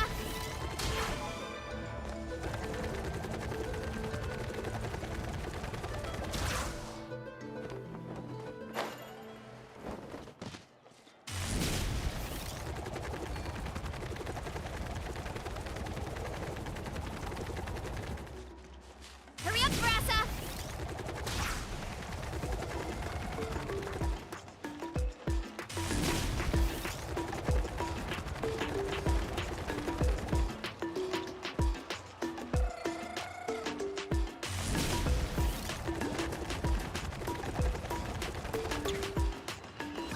Oh, there's Nepeka. A short while later at Shilonen's workshop. I'm back. Allow me to introduce T'Pol's mother, Puma. Hello, Oh, save the pleasantries. I don't want to spend any longer talking about that boy than I have to. huh? I disowned him long ago. He is no child of mine. All he cared about was his pipe dream of reaching the sky. Oh, we tried to talk sense into him, but he was obsessed. And then when he left us, he spouted some nonsense about building a workshop in the sky to avoid the constant criticism of us ground dwellers.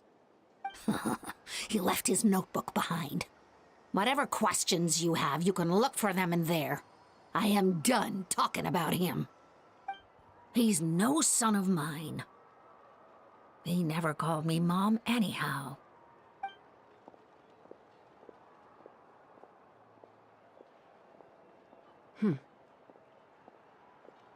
Wow, they've really fallen out. Paimon sure wasn't expecting that. Her husband, T'Pol's father, he passed away recently, and T'Pol didn't even bother to show his face at the funeral.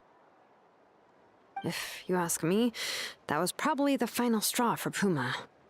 I'll go keep her company. If there's anything else you need, just come and find me. Thank you. Okay, so this notebook is the only lead we got now, right? What's in there? T'Pol's tattered notes. Log number 97. The experiment was a failure. As expected, the technology of Ochkanatlan, the Cinder City, is not so easily replicated. The floating device, bereft of the relic's support, fell quickly.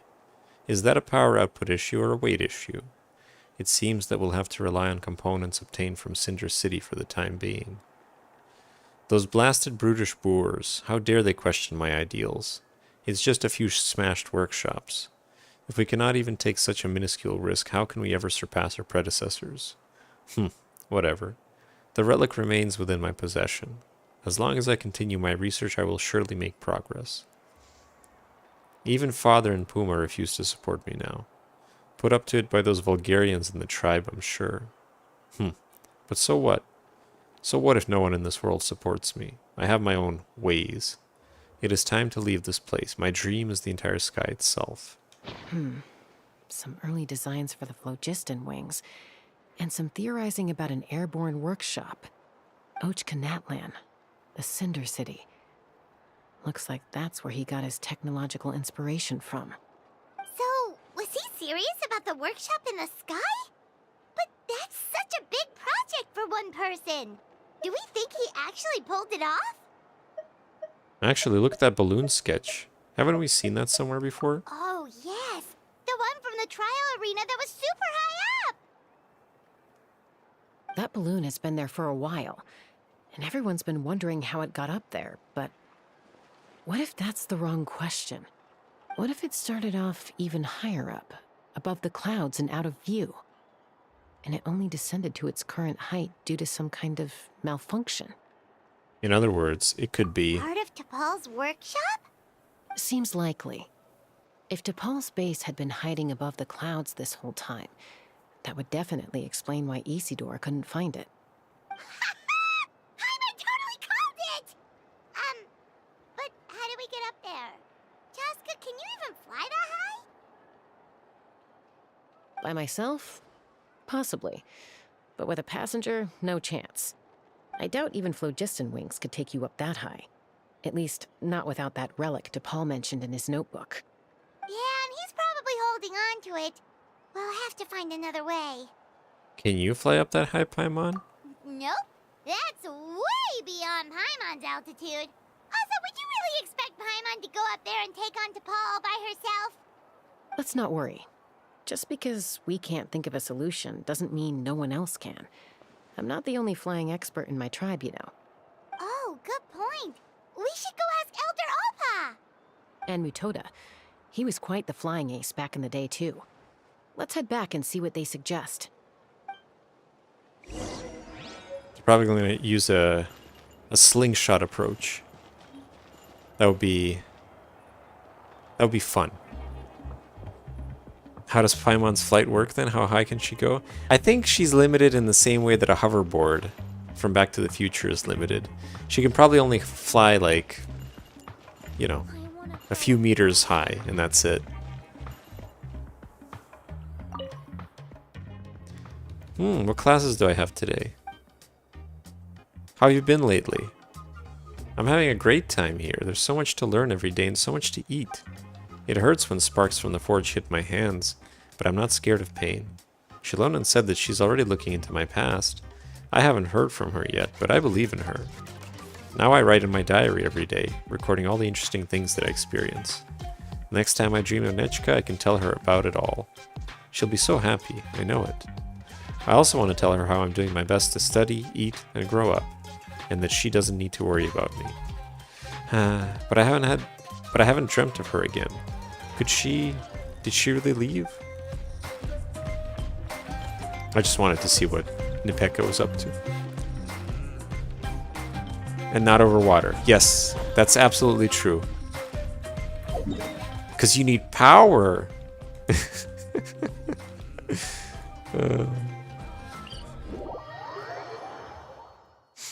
Alright. It's funny how, like, when people think of the hoverboard, they always think of Marty's. But they never think of Biff's. Or I guess, what's his name? Griff? They never think of his fancy bulldog branded one. With, like, 3 miniature rocket engines. Jet engines.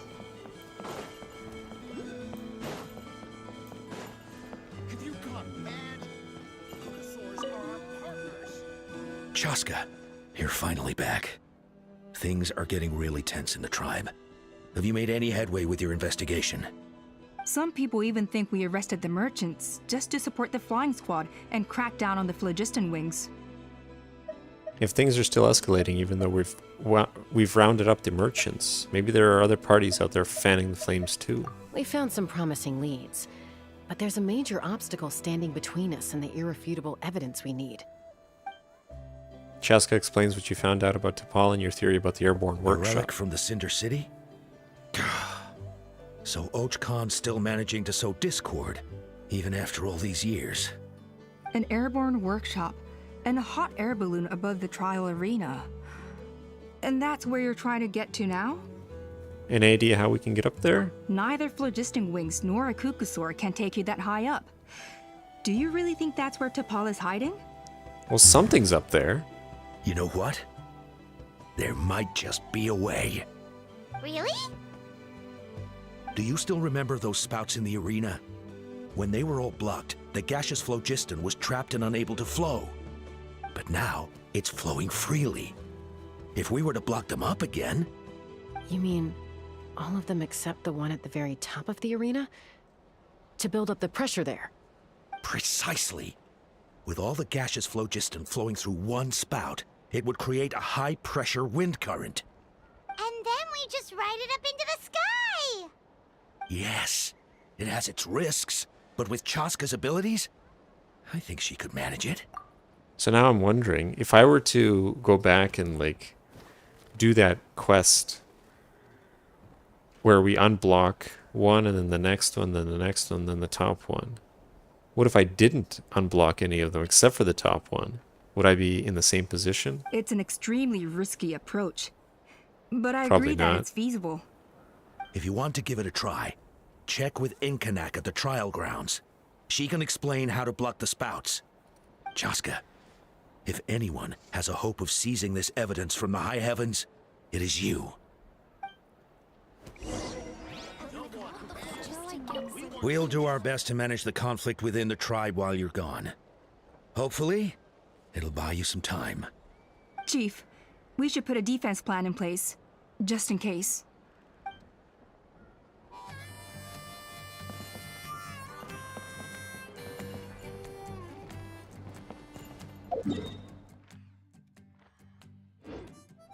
Get back on track. Time to roll.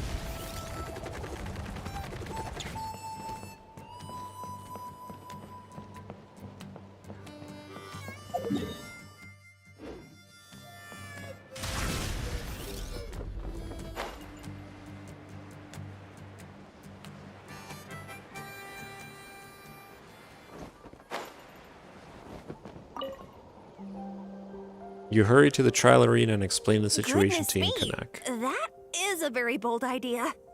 Maybe so, but we have to act fast. What's the quickest way for us to block off the spouts?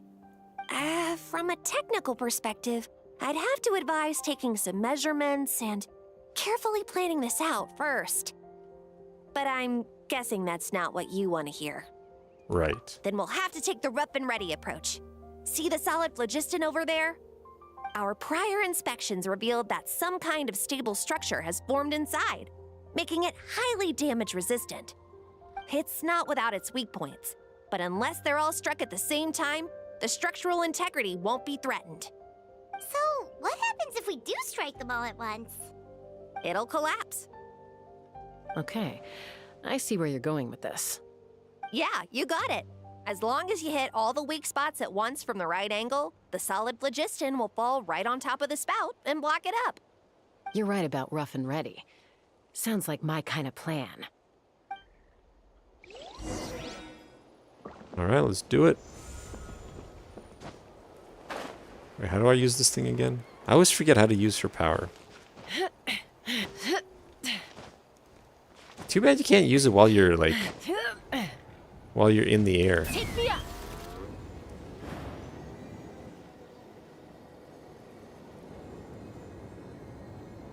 Look! There's a chunk of solid phlogiston right over that spout!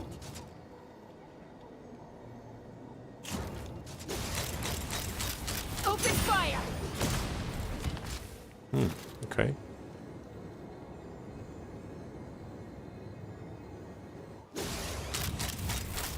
Locked on. Open fire.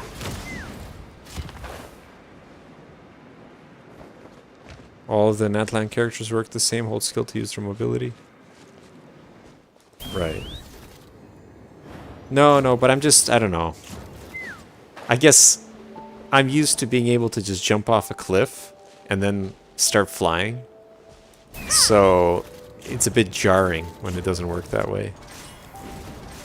I'm trying to... Oh, what? Why didn't that work?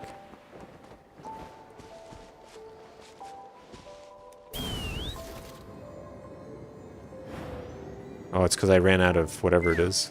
Oh, damn it. Ran out of the phlogiston. Can I have some back, please? Take me up! Locked on!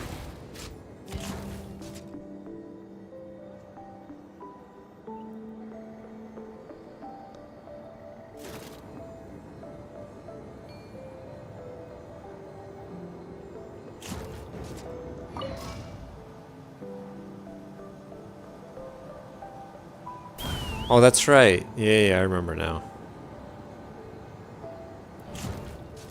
Alright, let's see. It actually worked! But wait, how are Paimon and the Travelers supposed to get up there? Koya can give you a lift. She's actually been following us this whole time.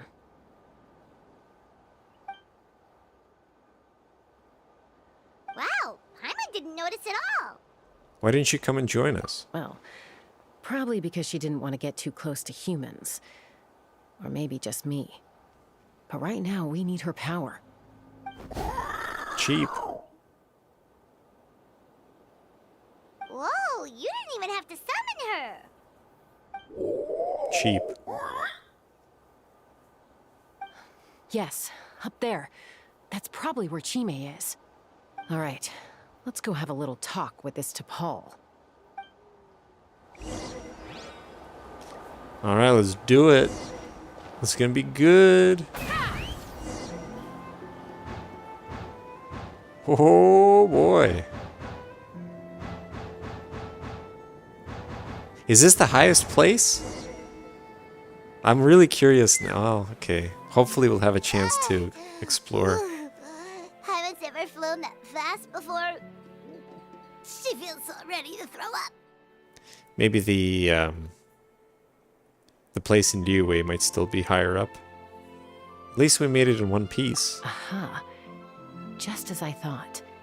It might look like a regular hot air balloon from the outside, but up close, it's clearly been heavily remodeled. And sure enough, it only descended below the cloud line it's because instanced. the custom-built machinery malfunctioned. Can you tell what the issue is? I should be able to figure it out with DePaul's notebook. Thankfully, I know a little DIY from fixing up my guns when they're having issues. That should just about do it. Now all it needs is a nice hard kick. Maybe that works on your guns, but, huh? We're really moving! The highest spot that's actually part of the open world is located in Natlan? Okay. Cool.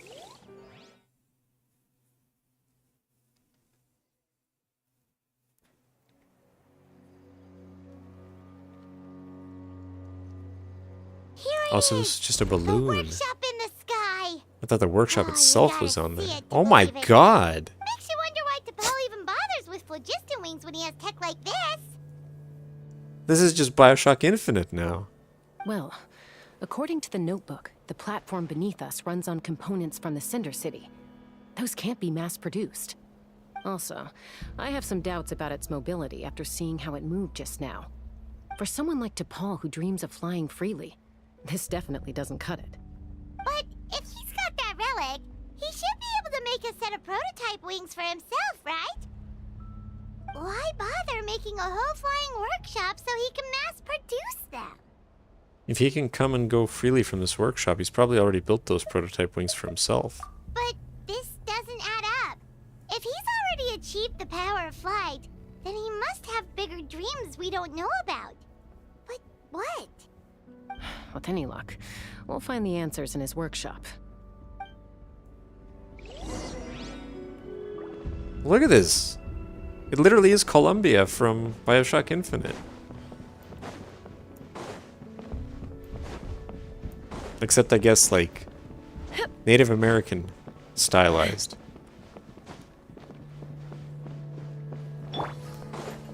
But you're right, it's instanced, I guess, right? Like, you wouldn't be able to see through the clouds. What if I just fall? No, they won't let you do that.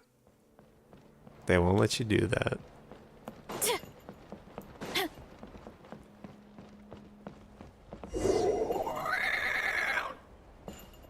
Cheap.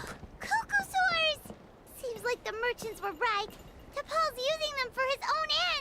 I'll bet that mechanism on top of the cage opens the door. Let me give it a try. Well, hold on a second. Hold on. Aren't they the ones keeping this place afloat? Oh, boy.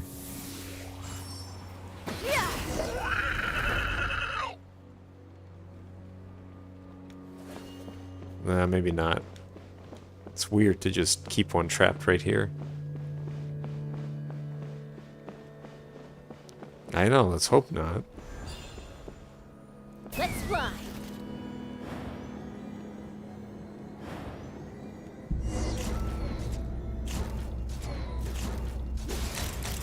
Locked on! Why won't it fly away like the others? Is it... Cheap. She's still breathing, but barely. By the looks of it, T'Pol was using these cages to extract phlogiston from the Kukasaurs. Once a Kukasaur is drained of phlogiston, it becomes too weak to move. We'll have to come back for these ones after dealing with T'Pol. There's another notebook here. Let me see. Looks like a record of his phlogiston research. Log number 330. With the support of... I was finally able to launch the airborne workshop. Even though it relies on the relic for 80% of its power supply, I've at least taken the first step. Log number 348. Research on the relic is progressing well. I should be able to replicate the technology and scale up production very soon. Has proposed a name for this groundbreaking invention: the phlogiston wings. I think I'm getting close. Soon I will achieve my dreams.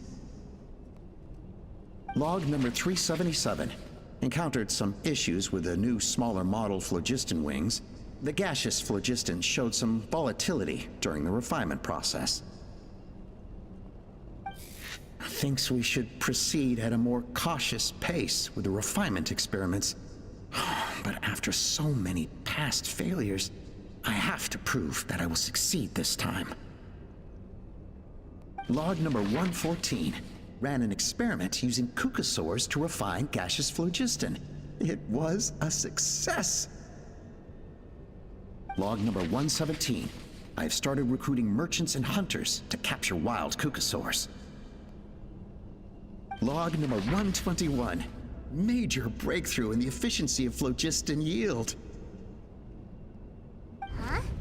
So many parts have been crossed out! Based on the context, this should be someone's name. Yeah, probably the contact he alluded to in his other notebook. Guess he has a benefactor.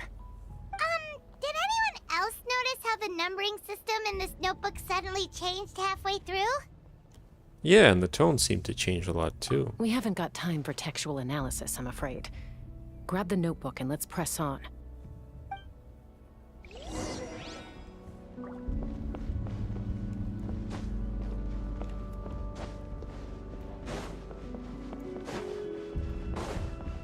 Huh. Never seen one of these before. Looks like this was built with the Cinder City components, too. You're not thinking of giving it a nice hard kick, are you? I wish I could kick.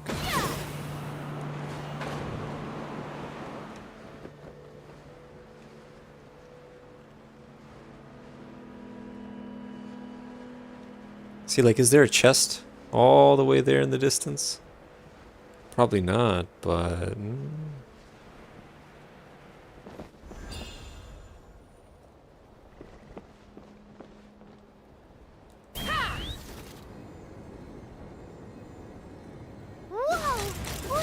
What's that mechanism doing? It's asking for a nice hard kick where it hurts.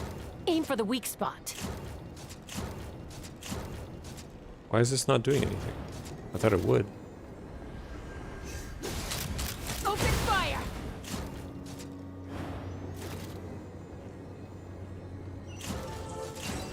They're very obvious? Okay, good.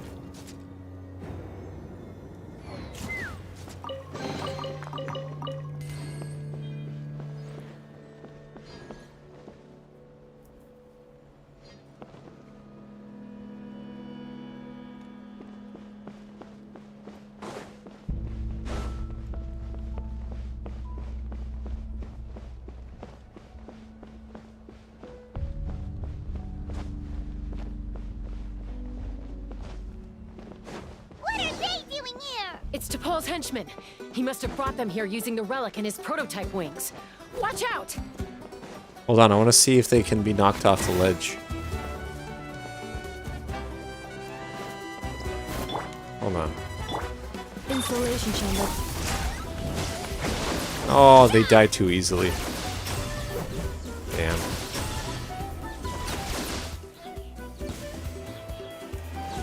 Oh well. Take me up!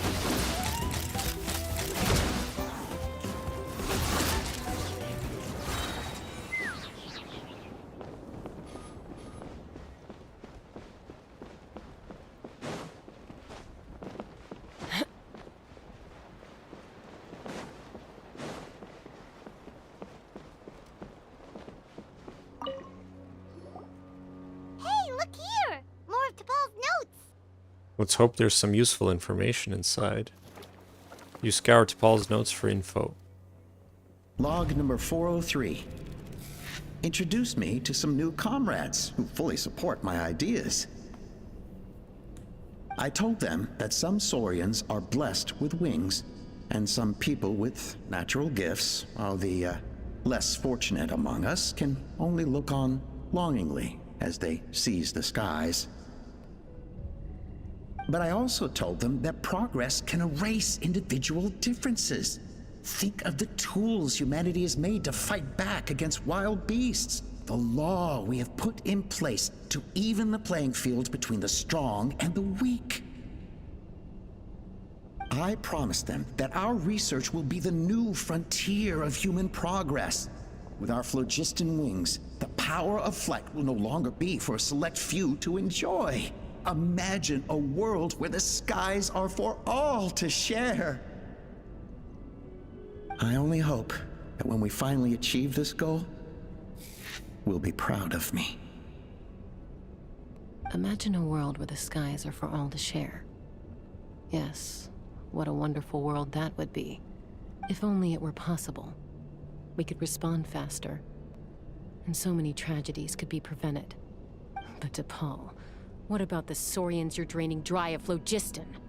You're not sharing the sky, you're stealing it! Bad move. I won't let you get away with it. Chaska? Cheap. I'm fine. Let's keep moving. I don't think we'll find anything else here.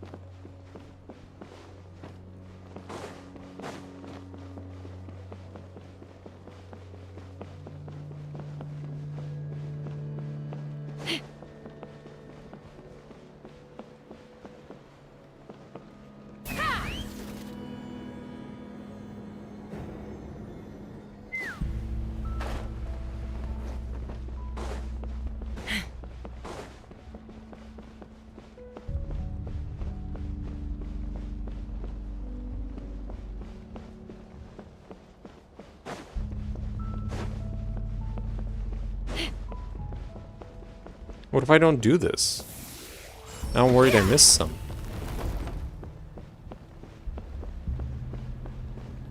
Is there one up here? No.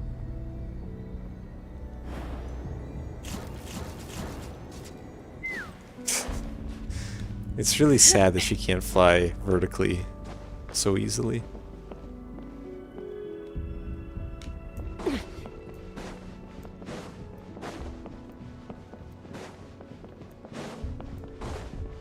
Okay, I think that's it. What do we have here? Of course, wheat and radish. Part of a balanced meal and a potato. Of course.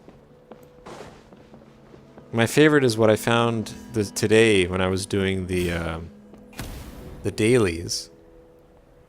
It was like on the beach, and I saw investigate just on the sand, and out comes a cabbage. So there was a cabbage buried in the sand. Of course. What else would there be, right? Damn, this thing is tough, eh?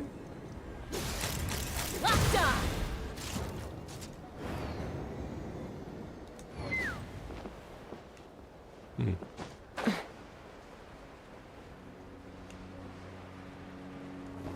See, they could have hidden the chest here. Oh, but they did hide that. Damn. Isn't that where cabbages grow? I mean, I don't know. I don't know how cabbages are made. Nah, I'm really scared now that I missed a few. Ah, whatever. I'm guessing this will all be dealt with. Going to the beach and digging up cabbages? Yeah, like that's where the phrase cabbage patch comes from.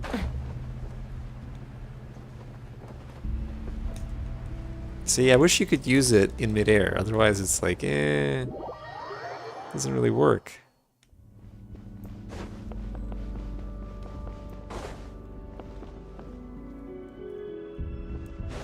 Alright, whatever, let's go.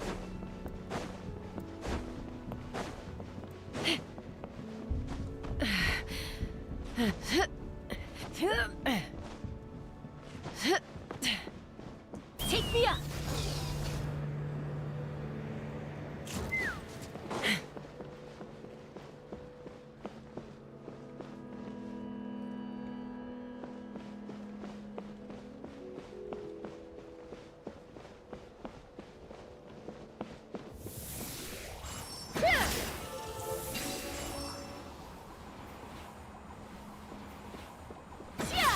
What? Oh.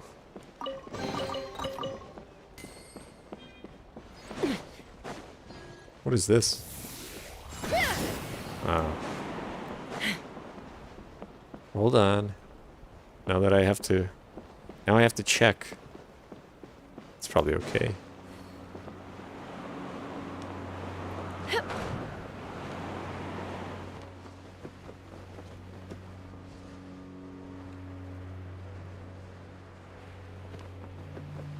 Ah, there is one there. There's quite a few here.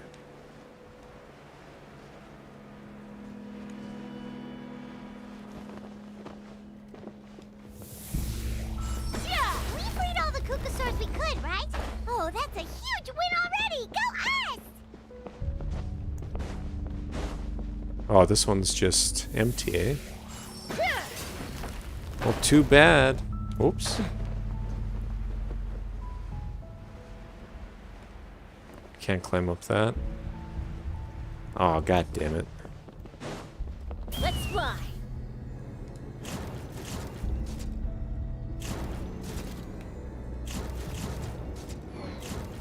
Kind of scared to, I don't know what the... Oh, it's the phlogiston bar there. Okay. No! God damn it. Oh my god. I really hate using her power. It's deceptively limited.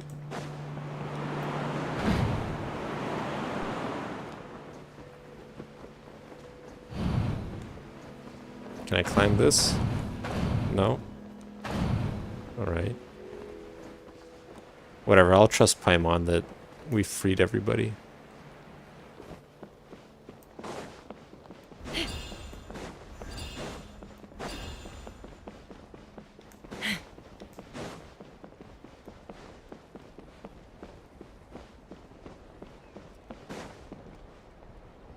Hey, Convy. How's it going? Looks like we've reached the center of the workshop. And still no sign of Koya's baby.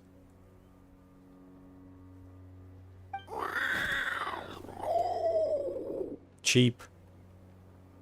Let's search this area for now. If we still can't find Chime, we'll double back. Okay. Nah. You split up and begin your search. No monster bread. I don't have an inkling to make bread. Traveler, come quick! I don't really eat it, so I don't need it. What is it?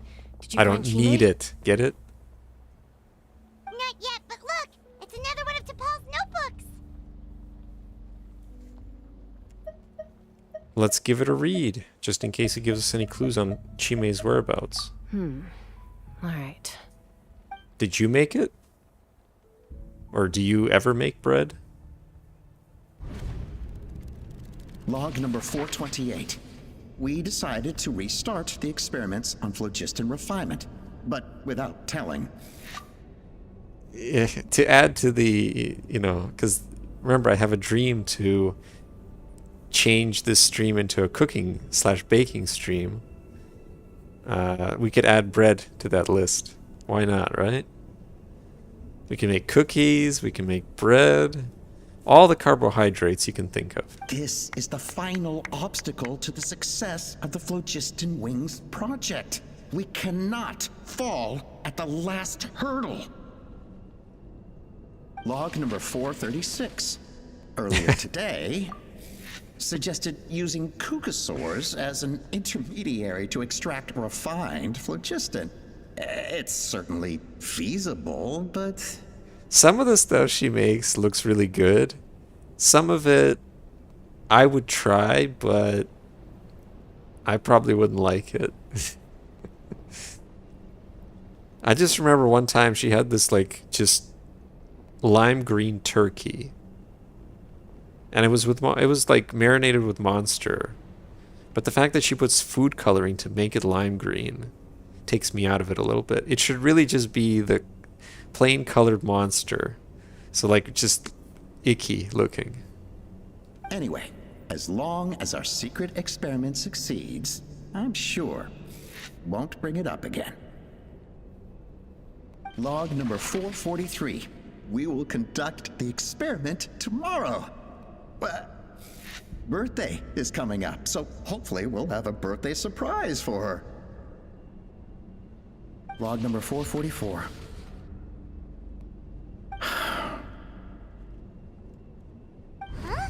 Why is this log empty?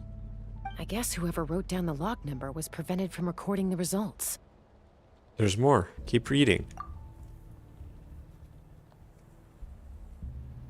Log number 0. We lost many comrades in the accident. Among them are friends, lovers, and children. But we cannot stop now. We will keep their legacy alive and carry their dreams forward. As of today, we are scrapping the artificial refinement method. Instead, we will focus all our efforts on phlogiston extraction from live cucosaurs. They are arrogant beasts whose existence in the wild serves no one but themselves. Their true worth lies in their sacrifice for the sake of human progress. To facilitate our operations, we will gradually move the airborne workshop closer to the Flower Feather clan, even as we continue to expand it. All this we do to create a world where the skies are for all of humanity to share. All this we do to make T'Pol's dream a reality. Given the way this is written, not to mention the fact that the numbering has started over from 0, it kind of sounds like this is someone new. Does that mean that T'Pol's already... But in that case, who have we been pursuing? There's also a letter tucked in the end of the notebook. It's from Puma.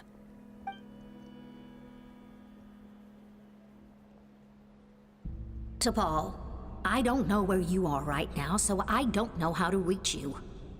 My best bet is to send this letter to the Flower Feather clan. Your father is gravely ill.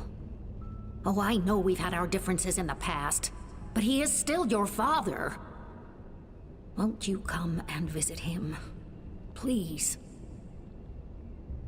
I know you never liked him and cared even less for me. All you ever yearned for is the sky. And your birth mother.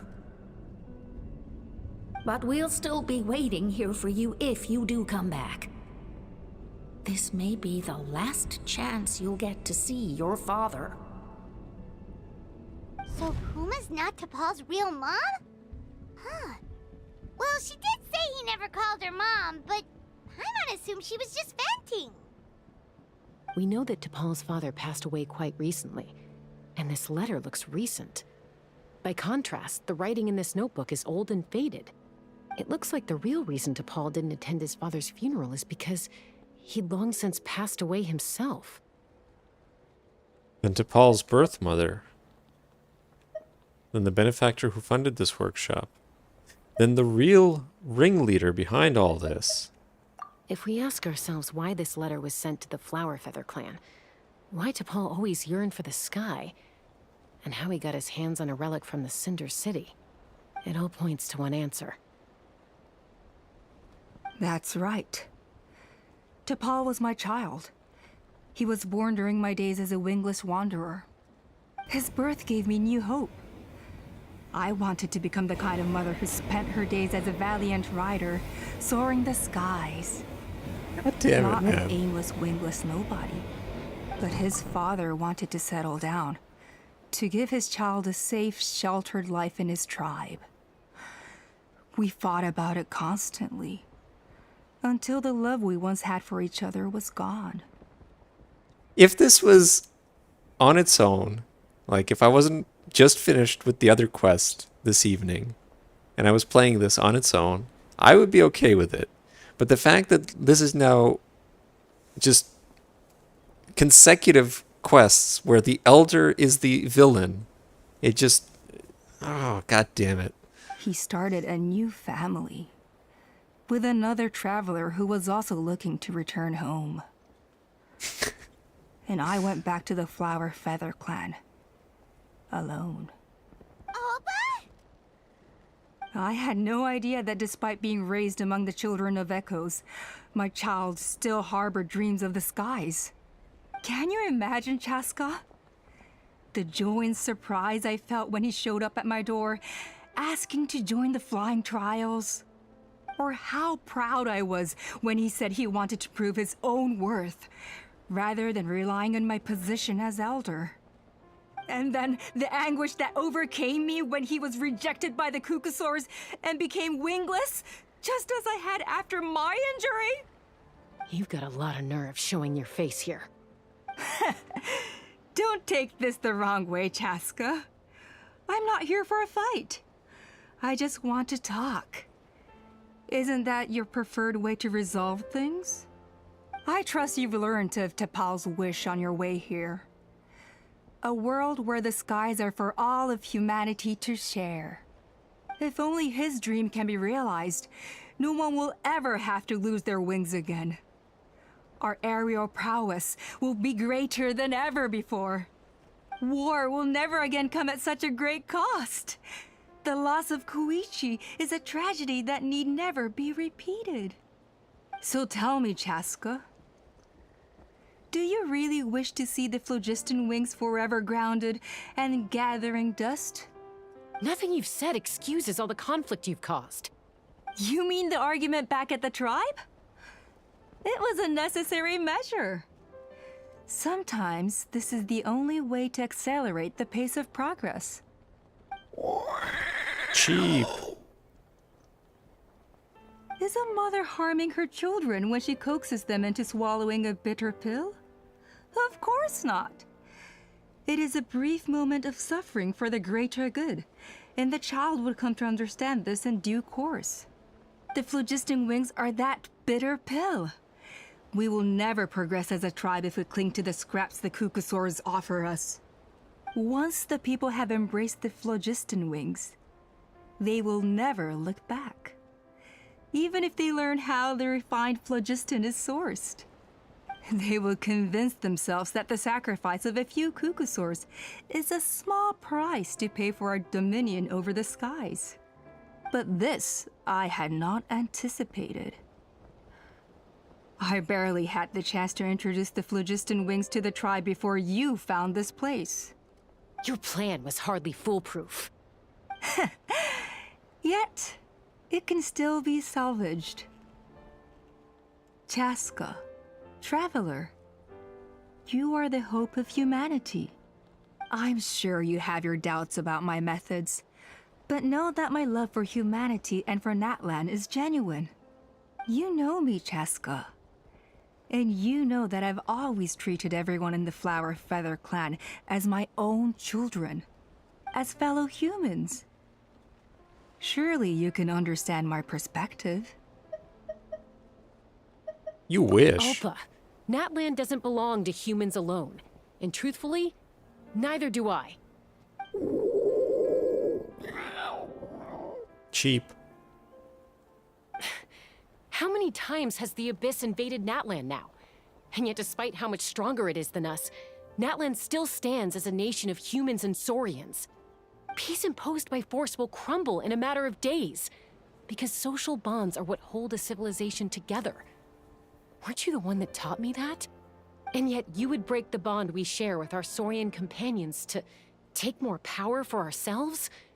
That's as stupid as hacking your own arm off to use it as a club. They are wild beasts, driven purely by instinct. How could they possibly understand human social bonds? How did someone like her ever become a writer? Maybe Kukusaur instincts are not so different from ours. Because clearly she had them fooled too. You overestimate them. They bow to the strong and shun the weak. That's all there is to it. They never gave Tepal a second glance when he was at his lowest, nor me when I returned injured from the Cinder City. It's all about survival of the fittest for them. Plain and simple. They obeyed me once I proved myself stronger than them, but the moment it serves them better, they'll abandon me in a heartbeat. You're wrong, Alpa. They only reject the wingless because they don't want to fly anyone to their death. Chaska, I will promise you this. Only the unruliest wild Kukusaurs will be used for phlogiston extraction. The ones who have nothing else to offer to humanity. Cheap. Well, that's too bad. Because I know a few unruly wild Kukusaurs who don't think that idea is gonna fly. Namely my mom, my sister, and me. And the others? To us, they're friends, family, even children. So if you want to put any of them in one of your cages, you're gonna have to go through us. Is that right? I knew you might be difficult to convince. Maybe this will change your mind.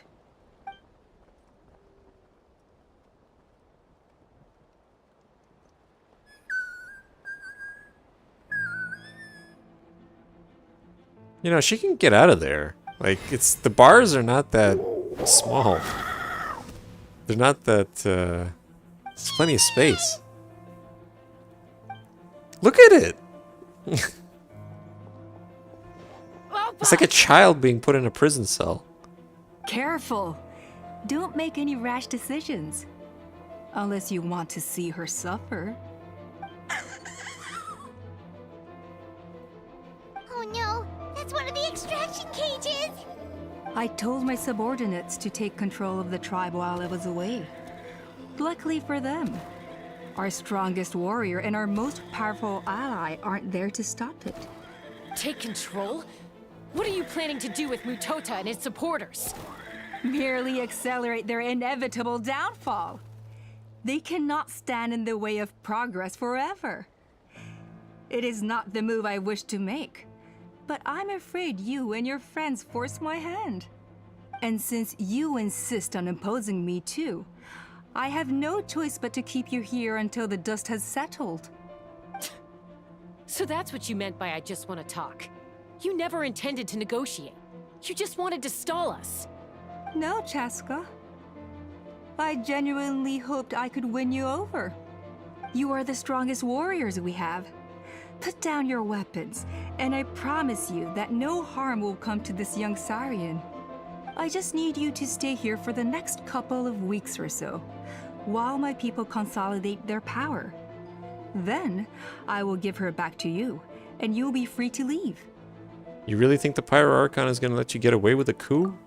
As long as the majority supports our vision, even the Pyro Archon cannot meddle in our internal affairs. Your vision is deranged, and the Flower Feather Clan will never support it. You sure about that? Then wait here and see. Time will tell. What do we do? Even if the whole tribe fights back, Mutota's in grave danger! Stop delaying the inevitable! Drop your weapons and get into the cages, now! She's still holding Chime hostage. Is there really no other way? Just shoot it. You could do it in like half a second.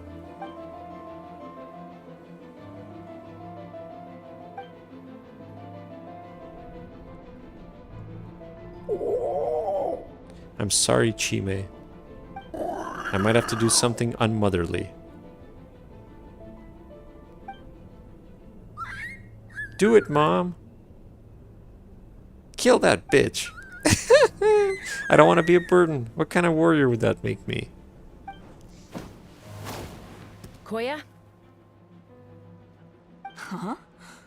What are you yapping about? Stand down. Drop your weapons, now! This instant!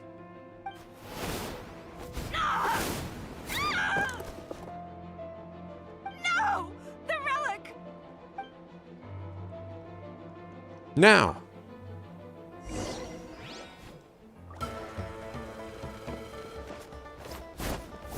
I don't know, I guess it's only fair if Chaska murders all of them on her own. I'm still getting lunar charged. Wow, that's amazing. Give up, Alpa. We're negotiating my way. And this ain't your stroke. Hey, something's up with this relic!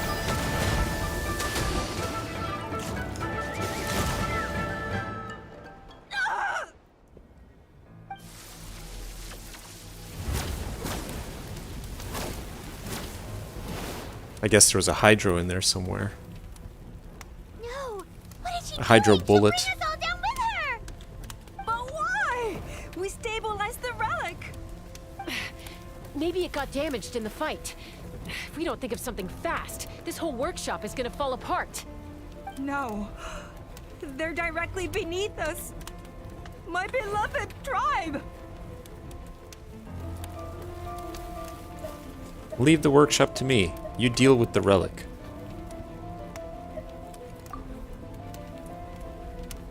If we don't solve this problem at the source, this whole place will come crashing down. Okay,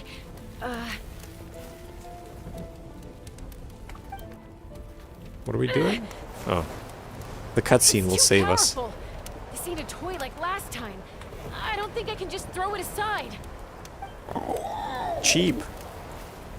Oh no, Koya's gonna die. But we need to get it far away before it explodes. Then the tribe will be safe, and so will this workshop. Cheap? Koya, remember when we were kids? Come on, let's take this thing high up into the sky. Cheap. Don't worry, I know I can get rid of it before it explodes. We're talking some surface wounds at most. All I need is for you to catch me at the end. Just like old times.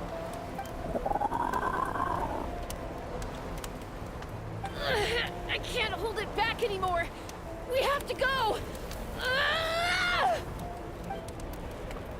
Don't be insane! Alpha attacks Chaska from behind while the relic is going wild. Alpa, what are you? You're a fool, Chaska! Why would you choose such a risky solution?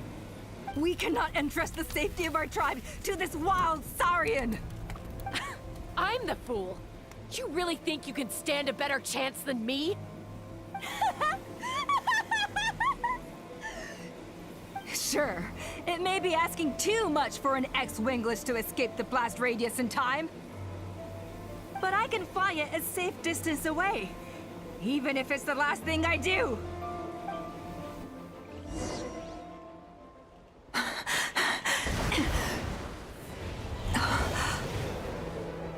Here. These should be high enough to save the clan. What? You don't get to die a hero today. I love it. She's trying to stop her from being a martyr. That's how hateful Chaska is. That's hilarious.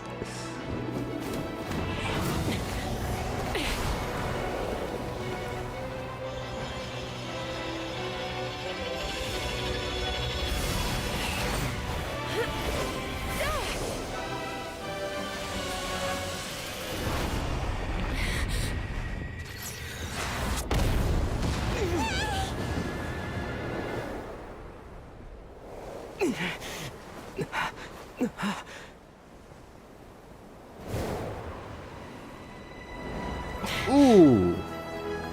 Not bad. Look at that. Just a flesh wound.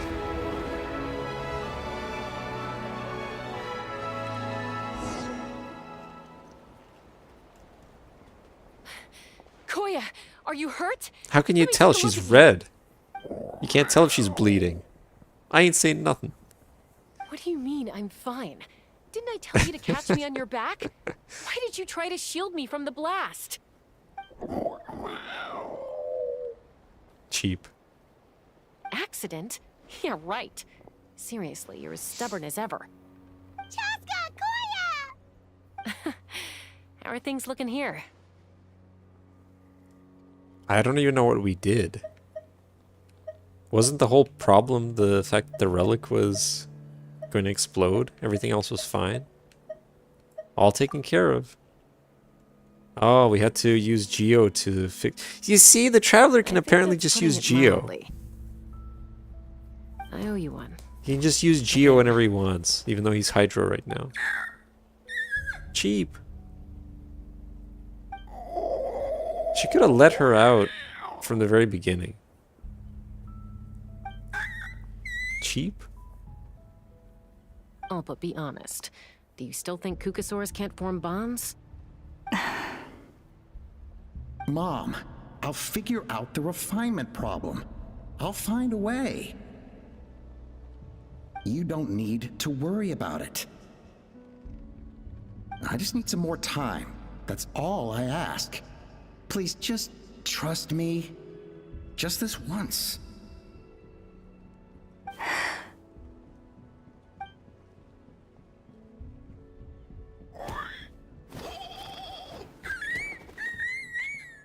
Cheap.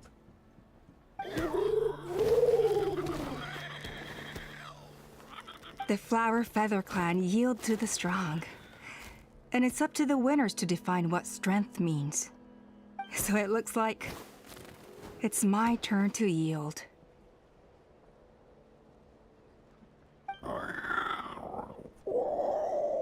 Cheap. Koya! Koya!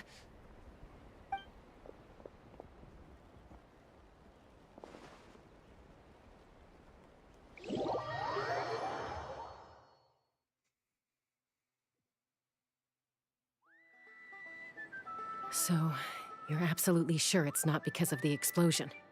Yes, for the 10,000th time, I'm sure. The blast barely touched her. The reason she fainted was old injuries playing up, compounded by overexertion in recent days. The moment she finally relaxed, all the built-up stress finally caught up with her. And no wonder. Honestly, she's just like you. Anyway, now you know how we feel when you go off risking life and limb.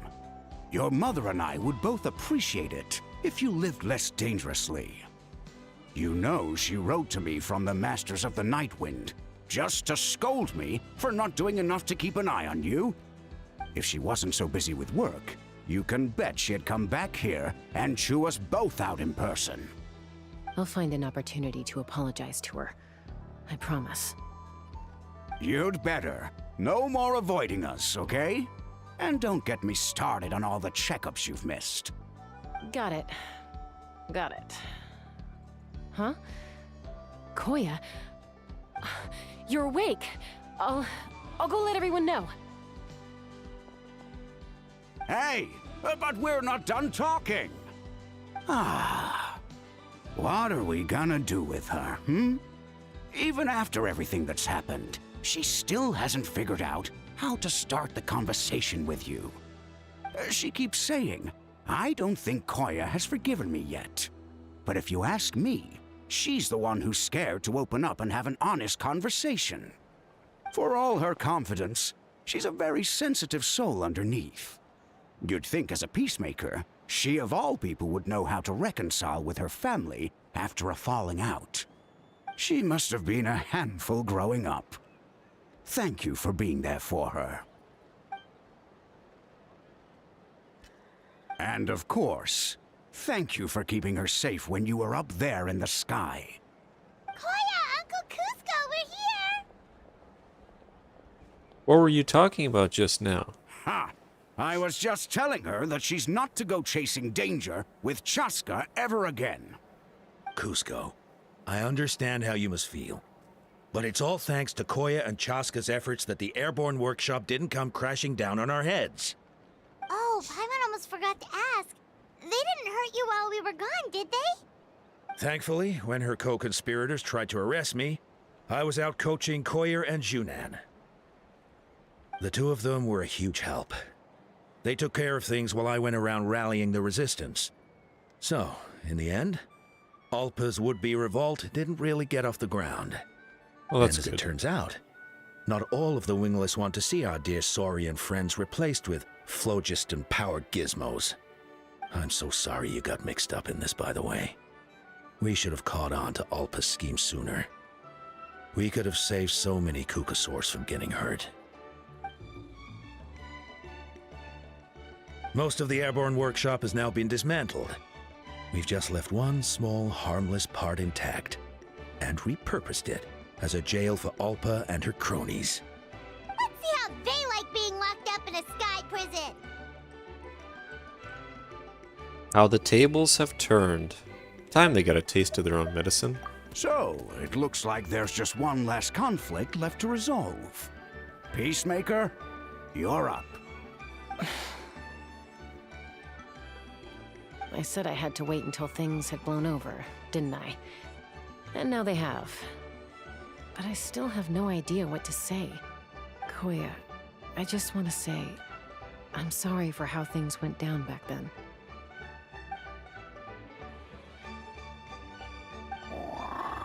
There's nothing to be sorry about. Human or Saurian, we all grow up and form new bonds with new family. Oh my god. And now I've come to understand why you chose to stay among the humans. Huh? Does this mean you're not mad at me anymore? That's right. There's that family likeness coming through again. Paimon, zip it. But that day, when we ran into each other... Alright, I admit, I was angry in that moment. I thought you were their accomplice. Huh? So then, when did you finally make your peace with it?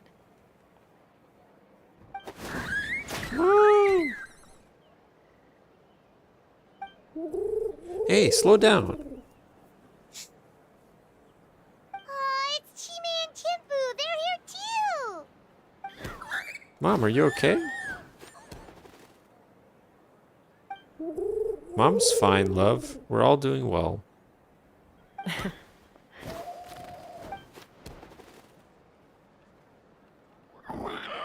I guess it was when it was my turn to embrace a new family of my own.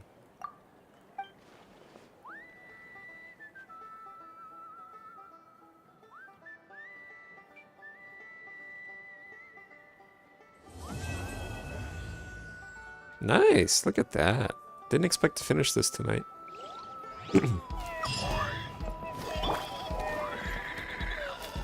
Is this one actually complete? There's no like second ending where you go visit Alpa in jail and she tells you all her life story? I can't even talk to them though. Alright, great. So let's see. Yeah, perfect timing. Let's do some gambling. So we'll call it there. So, Actually, yeah, I'm curious now if that filled out anything else.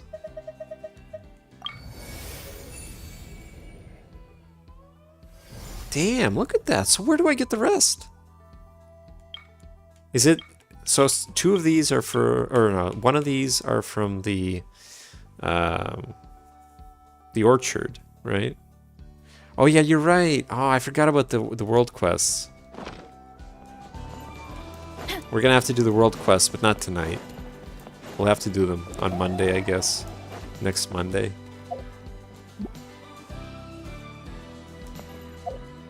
Yeah, let's see. So let's take a look. So we have 1, 2, 3, 4, 5. And we have... Well, I'm not saying fill it out fully, but you said the world quests might have an effect. What am I looking for? Oh yeah.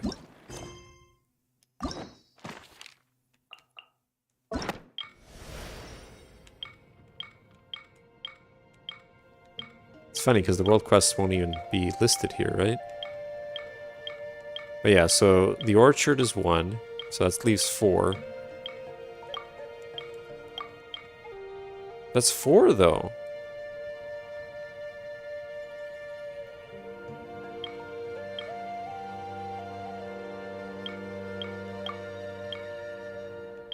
But these are for after, right?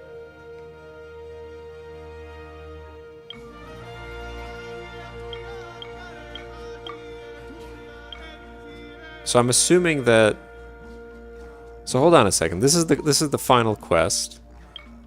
I'm assuming that this means I shouldn't be doing any of these until I do it, right?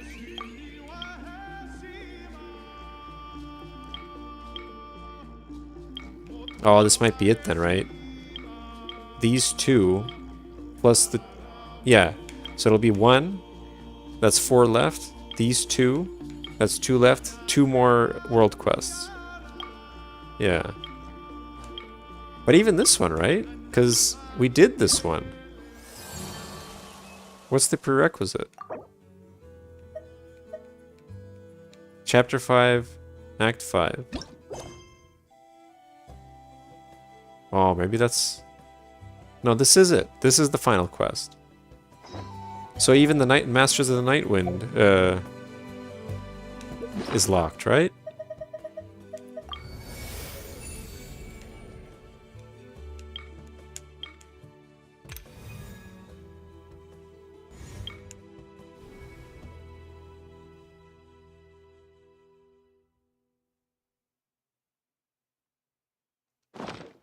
Okay. But I do have to do the world quest before. I think, right?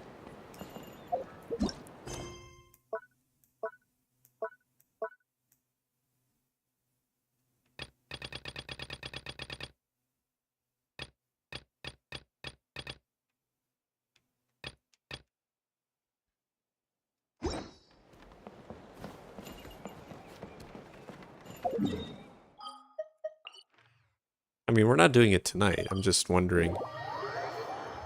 It's a very minor effect.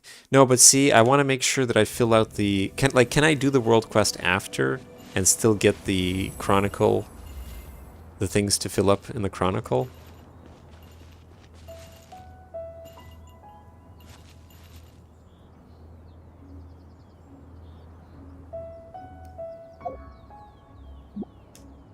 Well, we'll figure it out later.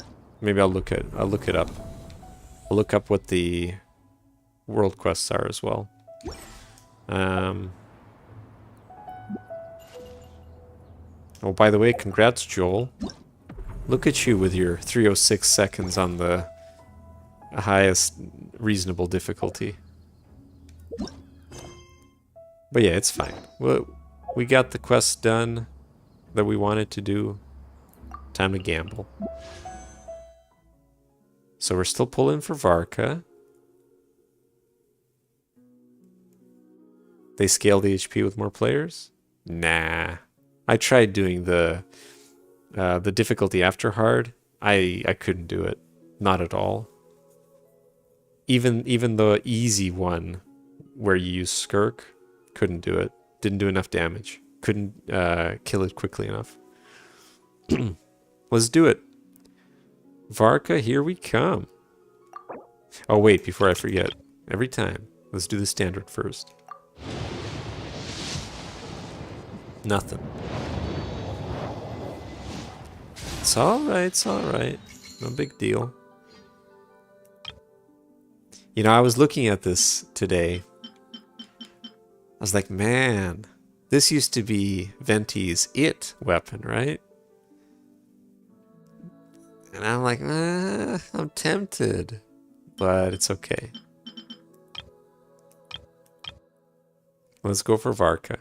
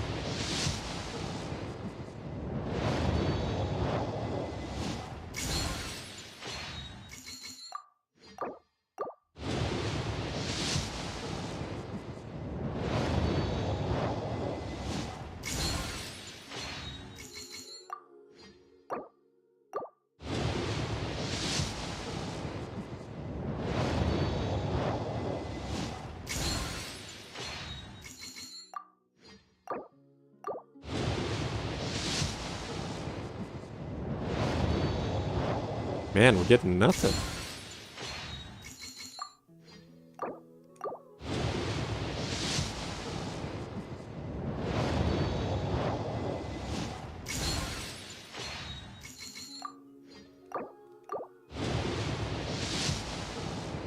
Wow. Really getting nothing.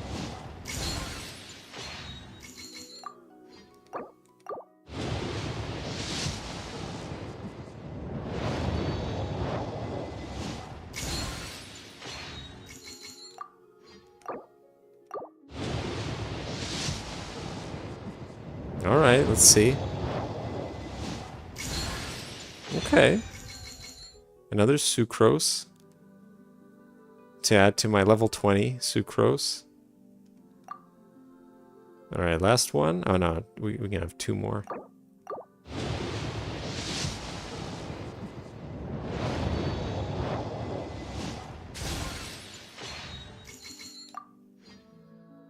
Yeah, I don't have enough, right? No. But yeah, let's go to the shop. Buy one of these.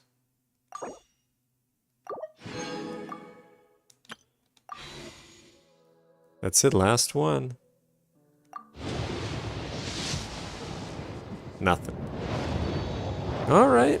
Not bad, though. It's okay. We got a sucrose. Wow, it's fine.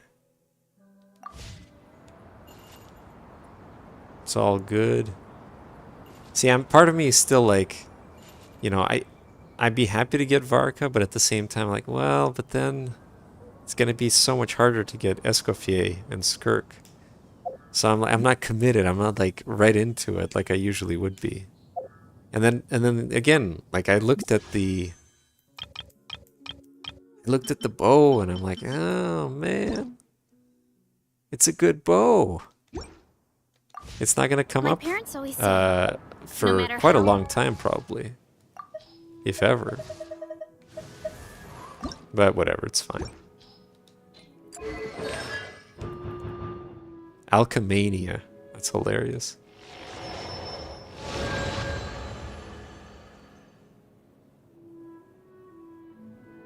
Wow, she reduces the cooldown. It's so rare to find anything that reduces cooldown. That's pretty crazy. This is the... Yeah, this is the skill. I like that. Like Barbara has the cooldown reduction. Life gets. That's another character. Always sit down. Skirk and Escoffier meta? No, I know. But for some reason, I'm really into cryo characters, I guess, because last time I was all in on Shenhe and Skirk. It's just it's become tradition now. Probably because it's still the reaction that's still like that looks the most beautiful to me. Just cryo-related stuff with Hydro potentially. But yeah, that's it. So I'll look up how to do the world quests or what the deal is, and then we'll see. There's a lot that goes into managing That's an it for me, orchard. though. Watering, weeding, Oh yeah, so fertilizing Wednesday. soil, making sure the temperature is right.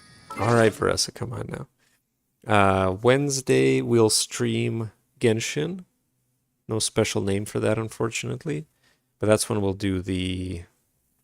What is it called? It is this one.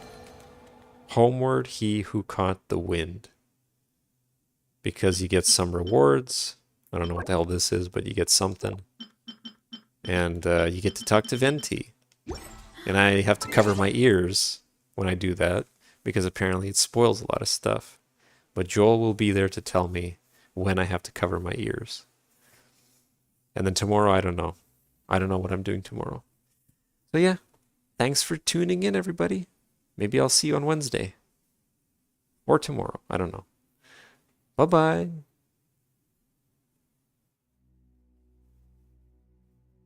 Yeah, Joel, you gotta make sure I don't get spoiled. Make sure that it's not like last time where there was a second follow-up. Minor spoiler. But yeah, take care.